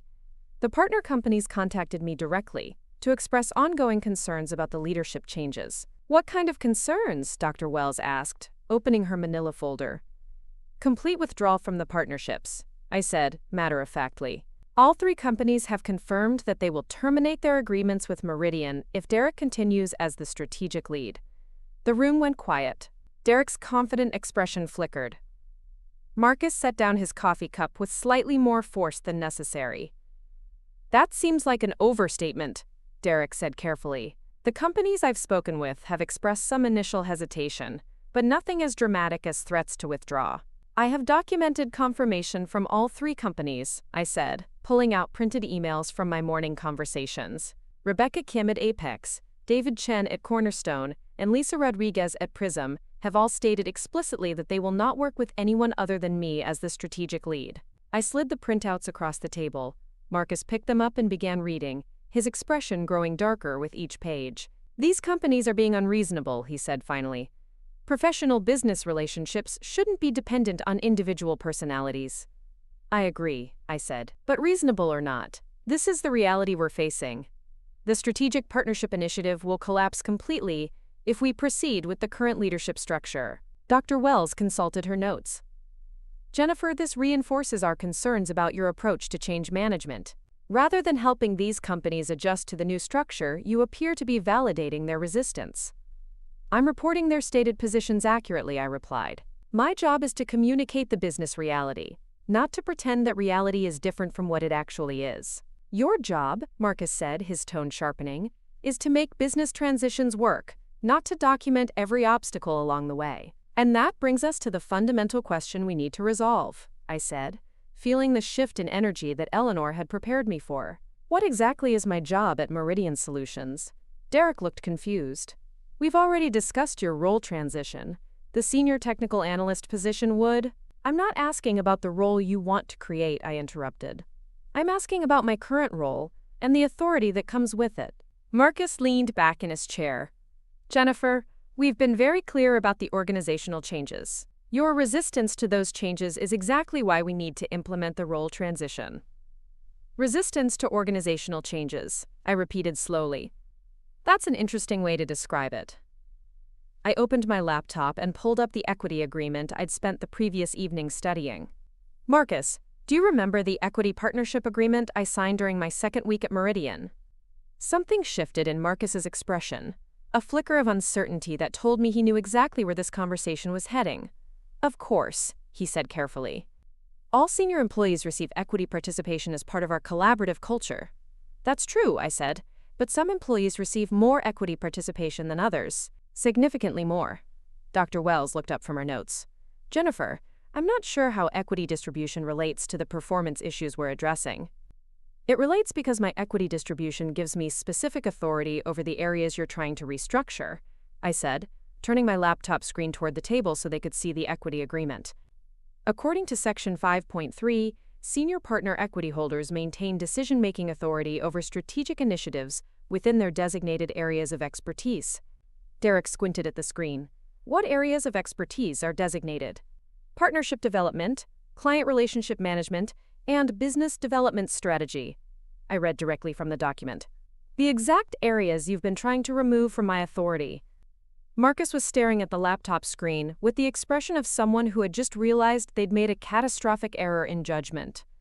Jennifer, he said slowly, equity participation doesn't override organizational management decisions. Actually, it does, I said, scrolling to Section 5.3 and highlighting the relevant text. Senior partner equity holders maintain decision-making authority, not consultation rights, not input privileges, decision-making authority. What's your equity percentage? Dr. Wells asked quietly. I turned the laptop toward her so she could see the employee portal page I discovered 2 nights earlier. 51.3%. The silence that followed lasted exactly 17 seconds. I counted them. Derek was the first to speak. That's not possible.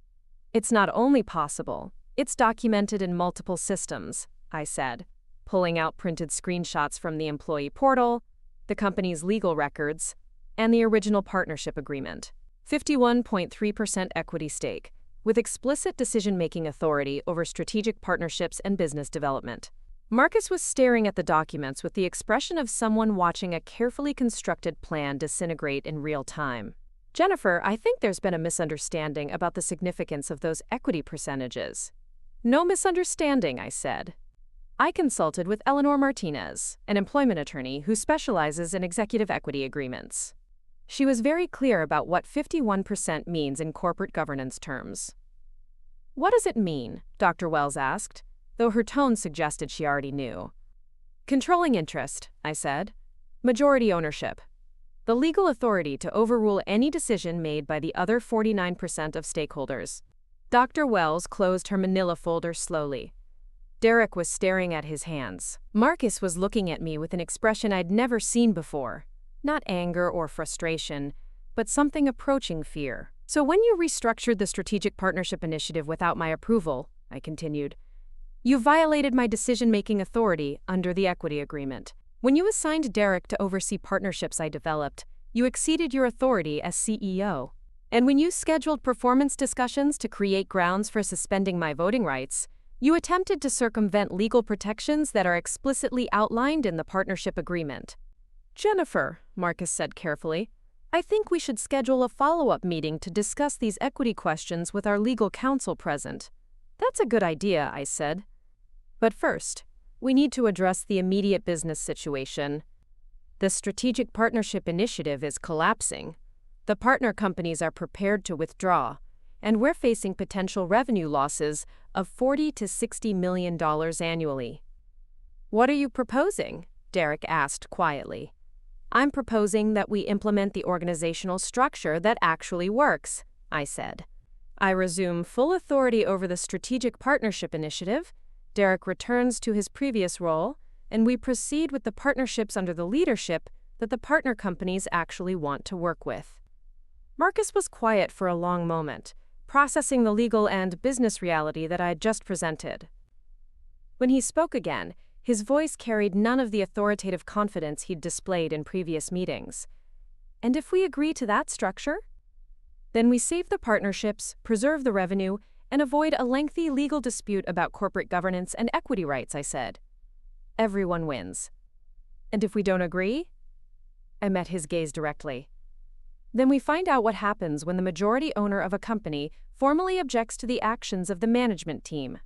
The meeting was far from over, but the power dynamic had fundamentally shifted. For the first time since this entire situation began, I wasn't responding to decisions other people had made. I was making the decisions myself. The silence stretched for 38 seconds. I watched Marcus's face cycle through emotions I'd never seen from him before: calculation, disbelief, and something that looked remarkably like panic. Derek had gone completely still, his earlier confidence evaporating as he processed the implications of what I'd just revealed. Dr. Wells was furiously taking notes, her pen moving across her legal pad with the urgency of someone trying to document a crisis in real time. "Jennifer," Marcus said finally, his voice careful and controlled in a way that suggested he was fighting to maintain composure. "I think there may be some confusion about how equity percentages translate to operational authority." "No confusion," I replied, keeping my tone calm and professional. "I've had 2 days to research corporate governance law and consult with legal counsel. 51% means majority control. It means that any major strategic decisions require my approval, not my input." "But surely," Derek interjected, "day-to-day operational decisions still fall under executive management authority?" I turned to look at him directly. "Derek, restructuring the company's largest revenue initiative and reassigning strategic partnerships to new leadership aren't day-to-day operational decisions. They're major strategic changes that directly affect the areas where I hold explicit decision-making authority." Dr. Wells looked up from her notes. "Jennifer, even if your equity position gives you certain rights, that doesn't necessarily override performance-based management decisions." "Actually, it does," I said, pulling out the printed copy of Section 9.1 that Eleanor had helped me analyze. "The equity agreement does include provisions for suspending voting rights in cases of documented performance issues or professional misconduct. But here's the problem with that approach in this situation." I slid the document across the table so they could read it. "Every piece of evidence you've compiled to demonstrate my supposed performance issues is actually documentation of me exercising my legal authority appropriately. My objections to the partnership restructuring? That's me exercising decision-making authority over partnership development. My communications with partner companies? That's me managing client relationships within my designated area of expertise." Marcus picked up the document and read through Section 9.1 carefully. As he read, his expression grew increasingly grim. "You can't use my appropriate exercise of legal authority as grounds for suspending that authority," I continued.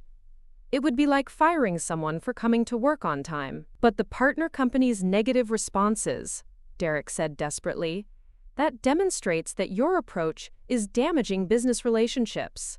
"The partner company's responses demonstrate that they want to work with me rather than you," I corrected. "That's not a performance issue. That's market validation of my effectiveness in building strategic relationships." Dr. Wells set down her pen. "Jennifer, if what you're saying is accurate, why didn't you raise these equity concerns during our previous meeting?" "Because I'd forgotten the significance of my equity stake," I said honestly. Marcus presented it during my onboarding as profit sharing with voting rights, not as actual corporate control.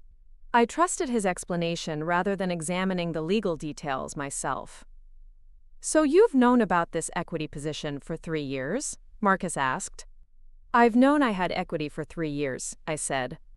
"I learned what that equity actually meant 2 days ago, when I started researching corporate governance after you tried to demote me for being, quote, too emotional." The phrase "too emotional" landed in the room like a small explosion. Marcus flinched visibly. Derek looked confused. Dr. Wells made another note. "Jennifer," Marcus said carefully, "I never used those exact words. You've used variations of that phrase in every conversation we've had about my leadership style," I replied. "Emotional responses, passionate approach, difficulty with collaborative leadership. All euphemisms for the same underlying message, that my reactions to business challenges are inappropriate because they're driven by emotion rather than professional judgment. That's not what those phrases meant, Marcus protested. Then what did they mean? I asked directly. Marcus hesitated, clearly searching for a response that wouldn't sound as damaging as the truth. They meant that your approach to change management needed adjustment. My approach to change management, I repeated. You mean my insistence on communicating accurate information about business risks, even when that information contradicted your preferred narrative? I mean your resistance to organizational decisions that were made for sound business reasons, Marcus replied, his voice taking on an edge. What sound business reasons? I asked. Be specific. Derek jumped in, apparently trying to help Marcus. The need for more experienced leadership on enterprise-level partnerships. More experienced than whom? I pressed. I have 18 months of direct experience with these specific partners, including successful negotiations that brought us to the point of final implementation. You have zero experience with any of these companies. How is zero experience more qualified than 18 months of successful relationship building? Derek's face flushed. I have extensive experience with enterprise clients in general. But not with these enterprise clients specifically, I said. And as the partner companies have made clear, they're not interested in general enterprise experience. They want to work with someone who understands their specific business requirements and technical constraints. Dr. Wells cleared her throat. Jennifer, I think what Marcus and Derek are trying to communicate is that leadership decisions need to be based on overall organizational needs, not just on individual relationships. I agree completely, I said. So let's talk about overall organizational needs. The Strategic Partnership Initiative represents $40 to $60 million in potential annual revenue. All 3 partner companies are prepared to withdraw if Derek remains the strategic lead. From an organizational perspective, what's more important?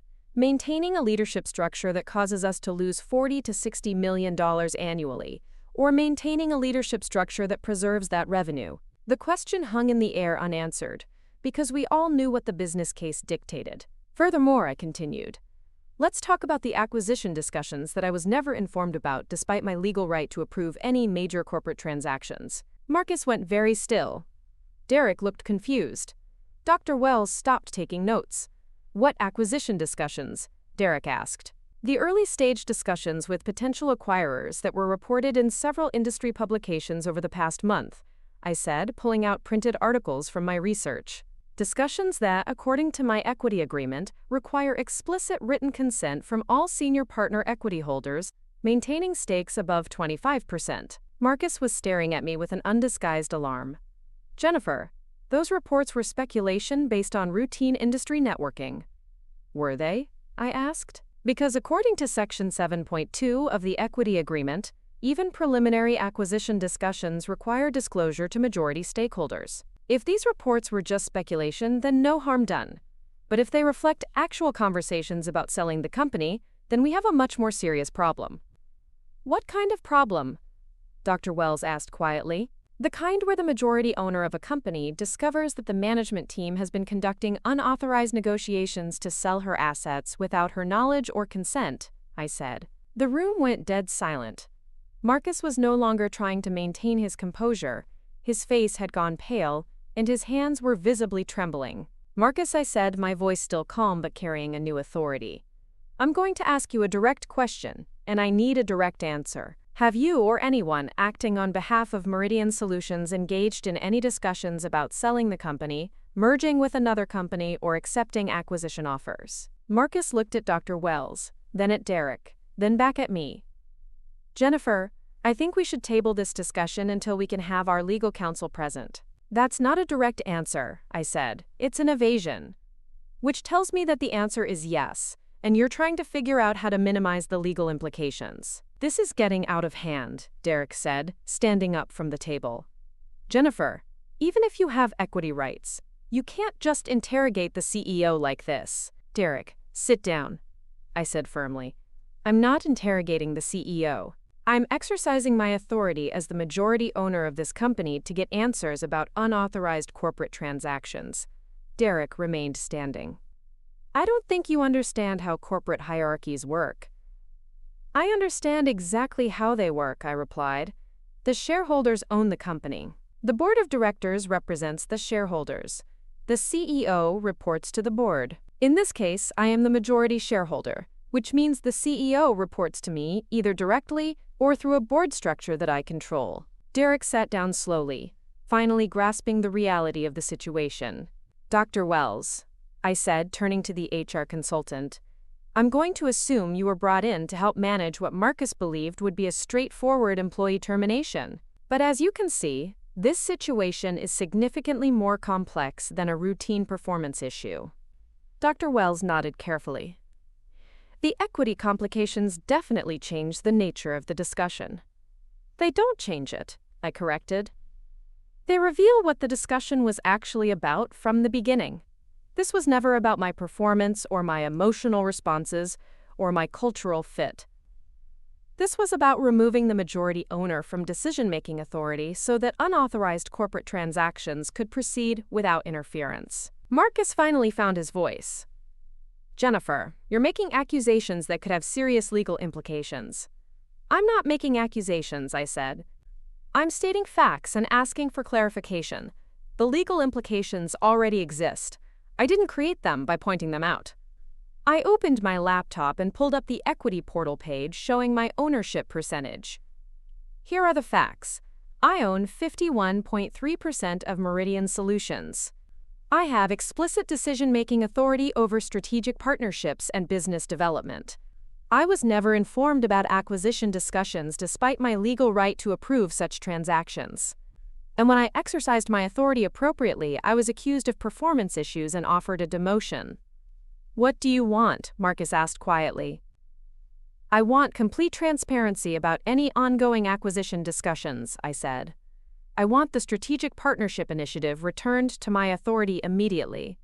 I want Derek reassigned to his previous role. And I want a formal acknowledgement that my equity rights will be respected going forward. And if we agree to those terms? Dr. Wells asked. Then we avoid a legal dispute that would be expensive, time-consuming, and ultimately futile since my position is clearly supported by the equity agreement, I said. We preserve the strategic partnerships, maintain our revenue growth trajectory, and continue building the company in a way that benefits all stakeholders. And if we don't agree? Marcus asked. I closed my laptop and began gathering my documents. Then I exercised my authority as majority owner to call a board meeting. Formally object to the unauthorized restructuring, demand full disclosure of all corporate transactions, and retain legal counsel to protect my interests as the controlling shareholder. That sounds like a threat, Derek said. It's not a threat, I replied. It's a description of my legal options. The choice is whether we resolve this situation collaboratively or whether you force me to resolve it through formal corporate governance procedures. Marcus was quiet for a long moment, staring at the conference table as if it might provide answers to problems he'd never anticipated. When he looked up, his expression had changed completely. Gone was the authoritative CEO who'd been managing a problematic employee, replaced by someone who finally understood the true power dynamic in the room. Jennifer, he said slowly, I think we need to take a step back and reassess this entire situation. I agree, I said. But first, I need answers to my questions about acquisition discussions. Marcus exchanged a glance with Dr. Wells, who nodded almost imperceptibly. There have been preliminary conversations, Marcus admitted quietly. Nothing formal, no signed agreements, just exploratory discussions with two potential acquirers. What's the timeline for these discussions? They began approximately 6 weeks ago, Marcus said. The companies approached us unsolicited, and I thought it was appropriate to at least listen to their proposals. Without informing the majority shareholder, Marcus was quiet for a moment. I planned to inform you once the discussions became more serious. At what point did you plan to seek my approval for proceeding? I hadn't thought that far ahead. The admission confirmed what I'd suspected. Marcus had either forgotten about my equity position or had hoped to minimize my involvement in decisions that legally required my approval. What valuations have been discussed? I asked. The range has been between $75 and $120 million, Marcus said reluctantly. I felt my breath catch. Even at the low end of that range, my 51% stake would be worth over $38 million. At the high end, it would be worth over $60 million. And you planned to proceed with these discussions without informing the person who owns 51% of what you're trying to sell? Marcus didn't answer, but his silence was enough. I see, I said, standing up from the table. Dr. Wells, I appreciate your time, but as you can see, this situation is well beyond the scope of routine HR intervention. Derek, you'll receive instructions about returning to your previous role by end of business today. Marcus, you and I will be scheduling another meeting very soon to discuss corporate governance procedures and the future management structure of this company. As I walked toward the door, Marcus called out, Jennifer, where does this leave us? I turned back to face him. It leaves us with a company where the actual owner is finally involved in making the important decisions. The conference room door closed behind me with a quiet click that sounded remarkably like the end of one chapter and the beginning of another. 3 weeks later, I sat in what used to be Marcus's office, reviewing acquisition proposals that now require my approval before any discussions could proceed. The irony wasn't lost on me. The same companies that Marcus had been secretly negotiating with were now courting the majority owner they'd never been told existed. The corner office felt different than I'd expected. Larger, yes, but also somehow more settled, as if the space had been waiting for someone who understood what ownership actually meant. The wall of windows overlooking downtown Austin provided a view I'd never seen from this angle, but it was the perspective inside the building that had truly changed. Eleanor Martinez sat across from my new desk, reviewing the final settlement agreement that would resolve Marcus's departure from Meridian Solutions. The negotiation had been surprisingly straightforward once everyone understood the legal reality. Marcus had limited options when facing a majority owner who could document multiple breaches of fiduciary duty. The severance package is generous considering the circumstances, Eleanor said, closing the file. 6 months of salary continuation, retained health benefits through the end of the year, and a non-compete clause that's reasonable without being punitive. I didn't want to destroy him, I said. I just wanted him to stop trying to destroy what I'd built. And Dr. Wells agreed to provide a neutral reference regarding the HR consultation? She agreed that the equity complications made the performance discussions moot, I said. Her final report concludes that the situation involved complex corporate governance issues rather than employee performance problems. Eleanor smiled slightly. That's probably the most diplomatic way to say we tried to demote the owner of the company without realizing she was the owner. The Strategic Partnership Initiative had resumed implementation within 48 hours of the confrontation. Rebecca Kim from Apex Technologies had scheduled a celebration call when I confirmed that I was resuming full authority over the partnerships. David Chen from Cornerstone Digital had expressed relief that he wouldn't need to start over with a new strategic contact. Lisa Rodriguez from Prism Analytics had simply said, "Thank God, when can we get back to work?" Derek Manning had handled his reassignment with more grace than I'd expected. The morning after the confrontation, he'd knocked on my office door and asked for a private conversation. "Jennifer, I owe you an apology," he'd said, settling into the chair across from my desk. "I got caught up in the excitement of a promotion without questioning whether that promotion was actually warranted." "Derek, you were told by the CEO that you were the right person for the role," I'd replied. "You trusted his judgment." "I should have recognized that the partner company's resistance was legitimate," he said. "I let my ego override my business sense." "What happened was a failure of communication and corporate governance," I'd told him. "You're a good executive who was put in an impossible position." Derek had returned to his previous role as VP of Sales, where his enterprise experience was genuinely valuable and his authority was clearly defined. Within 2 weeks, he'd secured 3 new client contracts, demonstrating that the problem had never been his capabilities, just the misalignment between his skills and the role he'd been assigned. Sarah Chen had been promoted to Chief Operating Officer, a position that utilized her operational expertise while giving her the authority she'd deserved for years. Her first initiative had been implementing transparent communication protocols to ensure that major organizational changes were discussed with all relevant stakeholders before being announced. "How are you feeling about the acquisition discussions?" Eleanor asked, pulling me back to the present conversation.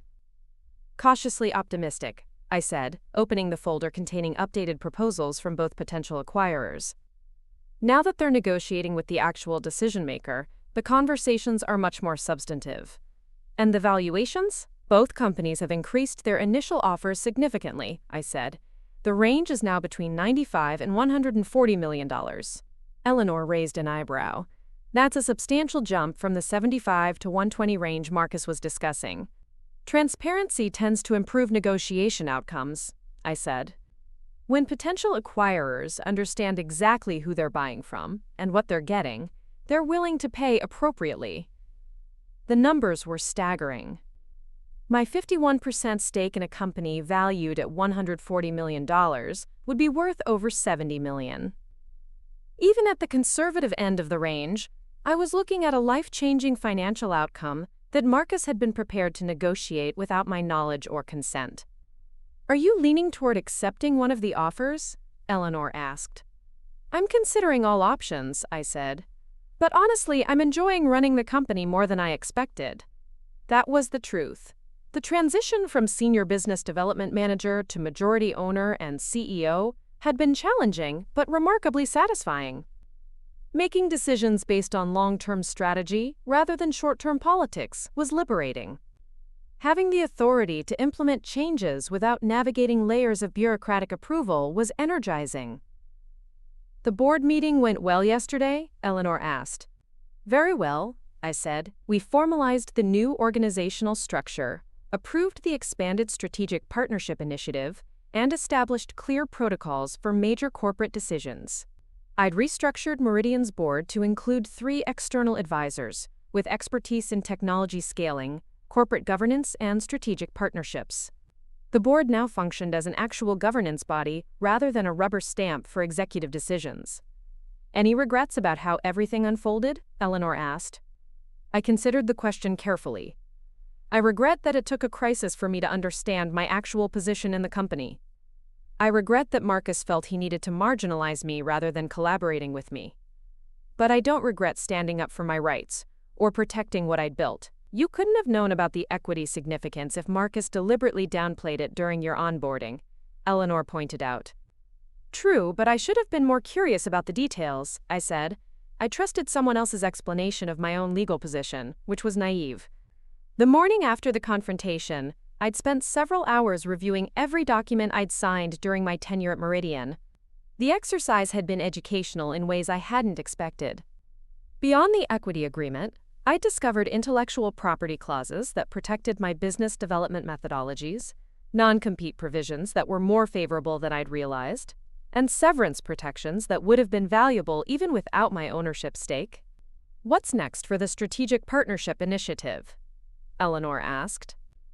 "Full implementation across all 3 partnerships by the end of next quarter," I said, opening my laptop to show her the updated project timeline. "We're also exploring expansion opportunities with 2 additional partners who've expressed interest in similar arrangements." The success of the initiative had exceeded even my optimistic projections. Apex Technologies had fast-tracked their integration after I resumed leadership, resulting in a pilot program that was already generating positive client feedback. Cornerstone Digital had expanded their partnership scope to include additional service offerings.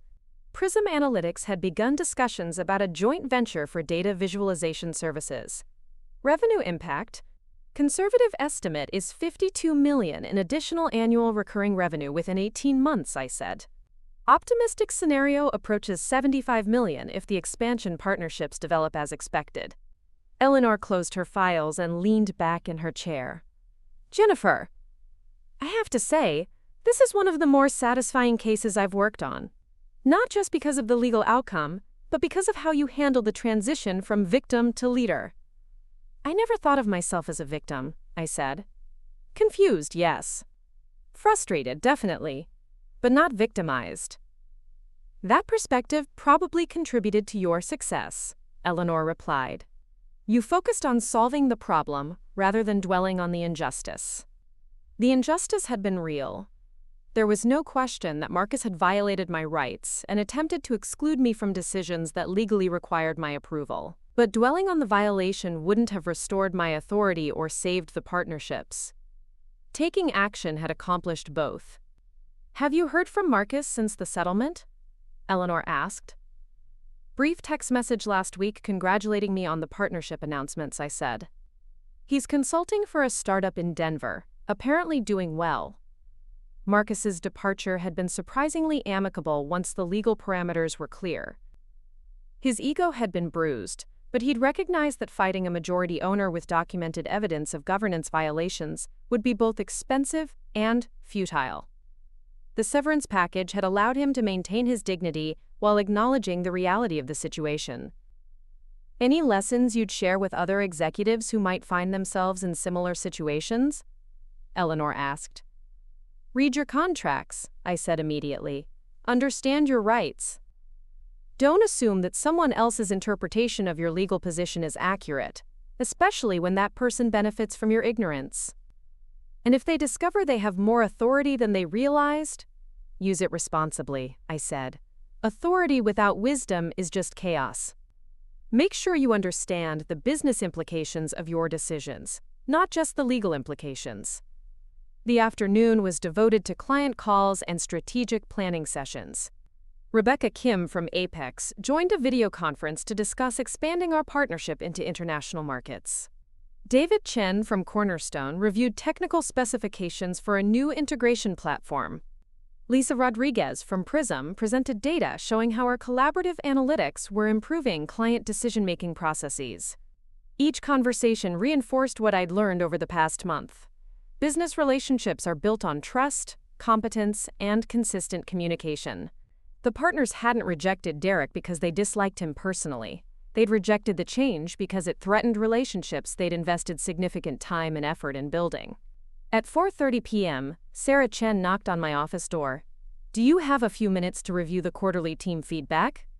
"Of course," I said, gesturing to the chairs in front of my desk. "How are people adjusting to organizational changes?" Sarah settled into a chair and opened her tablet. "Better than expected, honestly.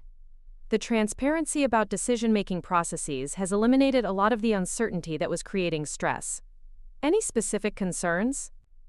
"A few people have asked about long-term stability," Sarah said. "They want to understand whether the acquisition discussions mean layoffs or restructuring." "Understandable concern," I said. "What did you tell them?" "That any acquisition would be evaluated based on how it benefits employees as well as shareholders," Sarah replied. "And that their job security is better now than it was when decisions were being made, without input from the actual owner." The employee feedback had been overwhelmingly positive once people understood what had actually happened. The narrative about emotional responses and cultural fit had never been convincing to colleagues who'd worked with me for years. When the real story emerged, attempted marginalization of the majority owner, it provided context that made sense of the previous week's confusion. "Anything else I should know about team dynamics?" I asked. "People appreciate that you haven't made dramatic changes just to assert authority," Sarah said. "The improvements feel organic rather than imposed. That had been intentional. Taking control of a company by revealing forgotten ownership was dramatic enough, without adding unnecessary organizational upheaval. The changes I'd implemented, transparent communication, clear decision-making protocols, respect for existing relationships, were designed to improve operations rather than demonstrate power." At 6:15 p.m., as the office began to empty, I received a call from an unknown number with a New York area code. "Jennifer Park? This is Michael Stevens from Greystone Capital. I hope I'm not calling at a bad time." Greystone Capital was a private equity firm known for technology investments. Their interest suggested that word about Meridian's ownership transition had spread beyond Austin's tech community. "Good evening, Michael. What can I do for you? I've been following the recent developments at Meridian Solutions, and I wanted to introduce myself," he said. "Greystone specializes in partnering with founder-led companies that are ready for accelerated growth. I appreciate the call, but I should mention that we're currently in discussions with other potential partners," I said diplomatically. "I understand completely," Michael replied. "But I'd love the opportunity to present an alternative structure that might be more aligned with your long-term vision for the company." "What kind of alternative structure?" Growth capital investment rather than acquisition, he said. We'd provide funding for expansion while allowing you to retain operational control and majority ownership. The proposal was intriguing. Rather than selling the company, I could potentially access capital for aggressive growth while maintaining the control I'd fought to establish. I'd be interested in learning more, I said. Can you send me some preliminary information? I'll have a package for you by tomorrow morning, Michael said. Jennifer, if you don't mind me saying, your handling of this ownership situation has been impressive. Not many executives would have managed such a complex transition so smoothly. After hanging up, I sat in my empty office, watching the sunset paint the Austin skyline in shades of orange and gold. 6 weeks ago, I'd been a senior business development manager fighting to preserve partnerships I'd spent 18 months developing. Tonight, I was the CEO and majority owner of a company valued at potentially over $100 million, with multiple suitors competing for the opportunity to partner with me. The transformation hadn't been something I'd planned or even imagined. It had emerged from a crisis that forced me to understand my actual position, rather than accepting someone else's definition of my role. But the real transformation hadn't been about discovering my ownership stake or asserting my authority.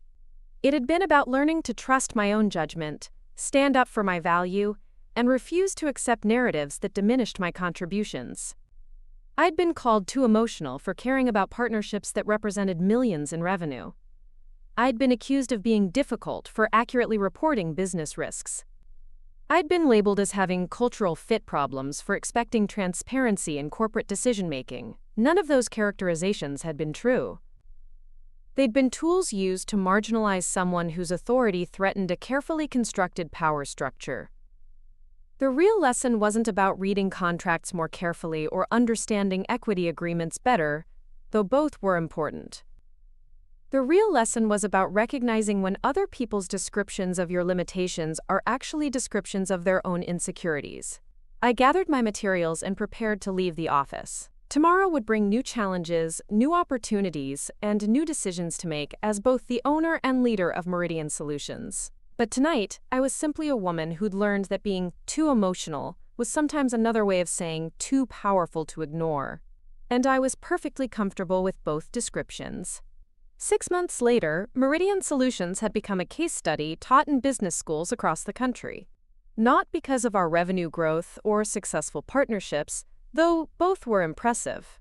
We'd become a teaching example because of what happened when a company's actual ownership structure was properly understood and respected.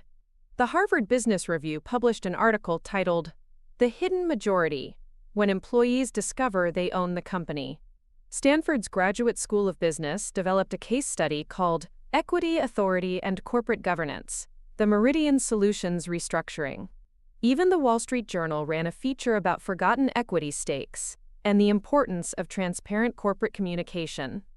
I'd been invited to speak at 3 conferences about corporate governance and equity structures.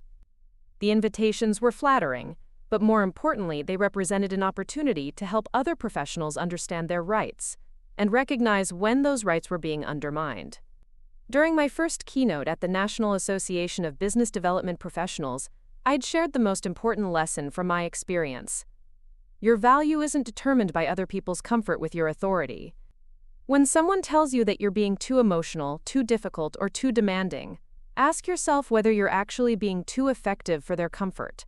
The response had been overwhelming. Dozens of attendees approached me afterward, with their own stories of being marginalized, restructured, or managed out of positions where they'd been successful. Many had discovered upon reviewing their own contracts and equity agreements that they had more authority than they'd realized.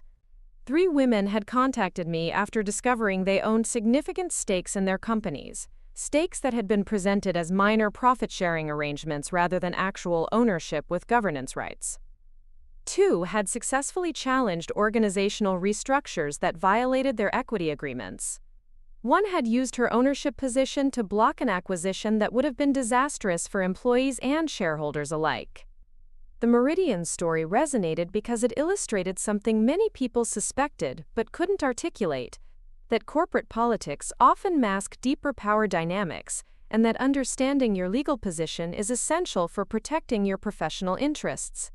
Greystone Capital had become our growth partner, providing $35 million in expansion capital while allowing me to retain 73% ownership. The partnership had enabled us to scale our strategic consulting services into 6 additional markets and expand our team from 42 to 97 employees. Rebecca Kim had been promoted to Chief Strategy Officer at Apex Technologies and had become one of our strongest advocates in the enterprise software community. David Chen had launched his own consulting firm and regularly referred clients to Meridian for partnership development services. Lisa Rodriguez had joined our board of advisors, bringing her analytics expertise to our strategic planning process. Marcus had successfully launched his own consulting practice in Denver and had even sent a congratulatory note when our Harvard Business Review article was published. His message had been brief but genuine. "You were always the right person to lead those partnerships. I'm glad you found a way to make sure everyone understood that." Derek Manning had been promoted to Senior Vice President of Sales at Meridian and had become one of my most trusted executives. His experience during the restructuring crisis had taught him valuable lessons about organizational dynamics and the importance of understanding all stakeholders' perspectives before implementing changes. The Strategic Partnership Initiative had generated over $68 million in revenue during its first full year of operation. More importantly, it had established Meridian as a leader in collaborative business development, attracting partnership opportunities with companies we'd never imagined working with. But the real success wasn't measured in revenue or recognition. It was measured in the culture we'd built, one where authority was transparent, decisions were collaborative, and no one's contributions were marginalized because of their communication style or their willingness to challenge conventional thinking. During our most recent all-hands meeting, Sarah Chen had presented employee satisfaction survey results that showed record highs in every category. When asked what they valued most about working at Meridian, the most common response was feeling heard and respected. That evening, as I reviewed our quarterly board presentation in preparation for the next day's meeting, I reflected on how dramatically my understanding of professional success had evolved. 6 months ago, I'd measured success by whether I could preserve partnerships I'd worked hard to develop. Today, I measured it by whether we were building something sustainable that honored everyone's contributions. The phone rang, interrupting my thoughts. The caller ID showed Eleanor Martinez's number. "Working late again?" she asked when I answered. "Preparing for tomorrow's board meeting," I said. "We're reviewing expansion plans for the next fiscal year. And how does it feel to be presenting growth plans as the CEO rather than fighting to preserve your job?" I laughed. "Significantly better, though I have to admit I miss the simplicity of just focusing on client relationships." "The price of success," Eleanor said. "Speaking of which, I have some news. I've been contacted by 3 more executives who discovered they have significant equity stakes they'd forgotten about. Would you be willing to speak with them about their options?" "Of course," I said. "What's their situation?" "Similar to yours. Equity presented as employee benefits rather than actual ownership, recent organizational changes that violate their governance rights, and management teams that seem to have forgotten who actually owns the companies." The pattern was becoming clear. My experience at Meridian wasn't unique. It was part of a broader issue in corporate America, where equity structures were deliberately obscured to prevent employees from understanding their actual authority. "Eleanor, I think we should consider writing a guide for executives about understanding equity agreements and governance rights." "I was thinking the same thing," she said. "Something practical that helps people identify when their rights are being violated and what steps they can take to protect their interests." "Let's schedule a meeting next week to discuss it," I said. "This information is too important to keep to ourselves." After hanging up, I walked to the window of my office and looked out at the Austin skyline. The city lights stretched toward the horizon, each one representing dreams, ambitions, and people working to build something meaningful. Tomorrow will bring new challenges and new opportunities. There would be difficult decisions to make, complex problems to solve, and competing interests to balance. But I would face those challenges as someone who understood her own value, recognized her own authority, and refused to accept limitations imposed by other people's comfort levels. The woman who'd been called too emotional for caring about business outcomes had become the leader of a company that valued emotional intelligence alongside strategic thinking. The employee who'd been labeled as having, quote, cultural fit problems had created a culture where authentic communication was encouraged rather than marginalized. And the professional who'd been told she needed to adjust her approach to change management had learned that sometimes the most important change is recognizing that you don't need to change at all. You need to claim the authority you already possess. Being too emotional had turned out to be exactly the right amount of emotional for building something that mattered. 2 years after the confrontation that changed everything, I stood before a packed auditorium at the Austin Convention Center, delivering the opening keynote for the Southwest Technology Leadership Summit. The audience of 800 included CEOs, venture capitalists, and startup founders from across the region. But scattered throughout the crowd were faces I recognized: employees, partners, and professionals who'd found their own voices after hearing about the Meridian transformation. "How many of you have been told you're too passionate about your work?" I asked the audience. Dozens of hands went up. "How many have been called too detail-oriented, too persistent, or too invested in outcomes?" More hands joined the first group.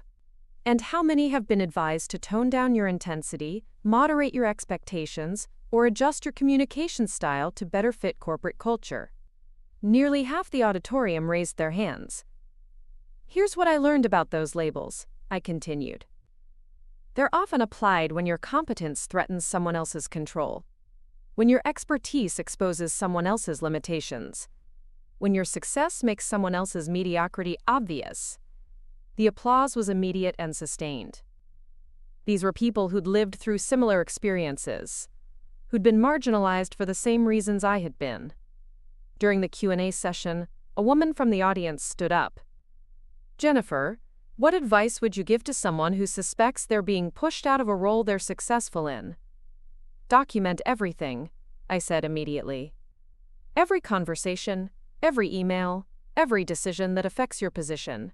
Create a paper trail that shows your contributions and the business impact of your work. And most importantly, review every contract you've signed. Understand not just what you agreed to, but what protections and rights that agreement provides." A man in the front row raised his hand. "What if someone doesn't have equity in their company? What if they're just an employee trying to protect their position?" "Employee rights are still rights," I replied. "Intellectual property clauses, non-compete agreements, severance protections, these all have value beyond just equity stakes. And remember, your expertise and relationships are assets that belong to you, not to the company. No one can restructure away your knowledge or your professional network." After my presentation, the networking reception buzzed with animated conversations. Attendees approached me with their own stories, seeking advice, sharing victories, and building connections that would support their professional growth. Dr. Amanda Rodriguez, a biotech executive from Houston, introduced herself during the reception. "Jennifer, I wanted to thank you. After reading about your experience, I reviewed my employment agreement and discovered I have approval rights over any licensing deals involving research I developed. My company has been negotiating a $20 million licensing agreement for the past 6 months without involving me." "What did you do?" I asked. "I requested a meeting with the board to discuss my role in the licensing process," she said with a smile. "Turns out they can't finalize the deal without my signature. Suddenly, I'm not just the researcher who developed the technology. I'm a partner in the negotiation." Stories like Amanda's had become common. The visibility of the Meridian case had encouraged professionals across industries to examine their own agreements and challenge organizational structures that didn't reflect their actual authority. James Liu, a software architect from Dallas, had discovered he held intellectual property rights to code that his company was trying to license to competitors. Maria Santos, a marketing executive from San Antonio, had found clauses in her contract that gave her decision-making authority over brand partnerships. David Kim, a finance director from Houston, had learned that his equity vesting schedule made him effectively untouchable during a restructuring his company was planning. Each story reinforced the same pattern. professionals with valuable expertise who'd been systematically excluded from decisions that affected their work, their compensation, and their careers. The exclusion wasn't accidental. It was a deliberate strategy to maintain control while minimizing the influence of people who created the most value. The Meridian Solutions story had become more than a case study in corporate governance. It had evolved into a movement advocating for transparency in employment relationships and respect for professional expertise regardless of hierarchical position. Eleanor Martinez and I had published Know Your Worth, a professional's guide to understanding employment rights and equity agreements, 6 months earlier. The book had become a bestseller in the business category, not because it was particularly entertaining, but because it filled a crucial knowledge gap that affected millions of working professionals. The guide provided practical frameworks for reviewing employment contracts, understanding equity structures, recognizing when rights were being violated, and taking appropriate action to protect professional interests. More importantly, it helped readers develop the confidence to question narratives that minimized their contributions or authority. Corporate law firms had begun offering workshops based on our framework. Business schools had integrated employment rights education into their curricula. Professional associations were hosting seminars about equity awareness and governance literacy. The response from the corporate world had been mixed. Progressive companies had embraced transparency as a competitive advantage, using clear communication about roles and rights to attract top talent.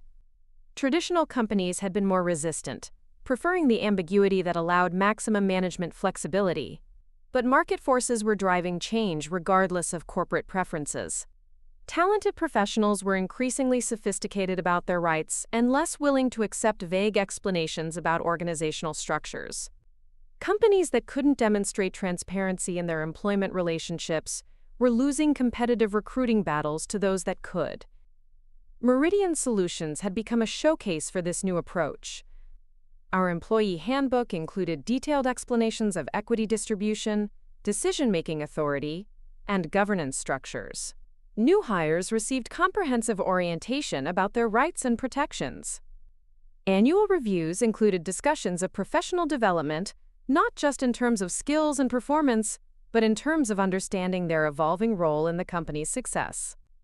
The cultural impact extended beyond employment relationships.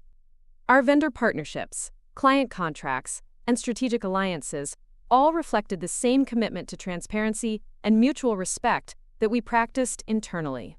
Partners knew exactly who had authority to make decisions, what approval processes were required for different types of agreements, and how their interests would be protected during the relationship. This transparency had become a significant competitive advantage.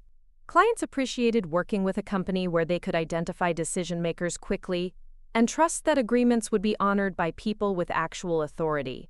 Partners valued relationships where roles and responsibilities were clearly defined and consistently respected.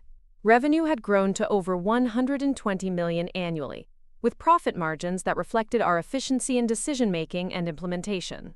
When everyone understands their authority and responsibilities, projects move faster, conflicts get resolved more quickly, and resources get allocated more effectively. But the financial success was secondary to the cultural achievement. We'd created an environment where people's contributions were recognized, their expertise was valued, and their professional growth was supported regardless of their position in the organizational hierarchy. Sarah Chen had been promoted to President and Chief Operating Officer, with equity compensation that reflected her actual contribution to the company's success. Her operational innovations had become models for other growing companies in the Austin tech community. Derek Manning had evolved into our most effective sales leader, with client relationships that generated over $30 million in annual revenue. His experience during the restructuring crisis had taught him valuable lessons about collaboration and stakeholder communication that made him extraordinarily effective in complex enterprise sales. Rebecca Kim had joined our board of directors after leaving Apex Technologies to launch her own strategic consulting firm. Her insights about partnership development and relationship management had been instrumental in our expansion into international markets. The company had grown to 160 employees across 4 offices in Austin, Denver, Seattle, and Atlanta. Each location reflected the same cultural values and governance principles that had emerged from the original crisis in Austin. New employees often asked about the famous restructuring story during their orientation. I'd learned to present it not as a personal victory, but as an illustration of what becomes possible when people understand their value and refuse to accept limitations imposed by other people's insecurity. The most important lesson I would tell new hires isn't that I owned 51% of the company. It's that I learned to trust my own judgment about my contributions and my worth. The ownership stake just gave me the legal authority to act on that trust. Marcus Hoffman had become an unexpected ally in promoting governance transparency. His consulting practice specialized in helping companies avoid the kind of crisis that had erupted at Meridian by implementing clear communication about roles, rights, and decision-making authority from the beginning. He'd written an article for Harvard Business Review titled "The Hidden Cost of Ambiguous Authority" that examined how unclear organizational structures create unnecessary conflict and reduce operational efficiency. The piece had been widely read and frequently cited in management literature. The Meridian situation taught me that protecting ego is less important than protecting relationships, he'd written. When leaders prioritize their own comfort over their team's understanding of authority and responsibility, they create conditions for exactly the kind of crisis we experienced.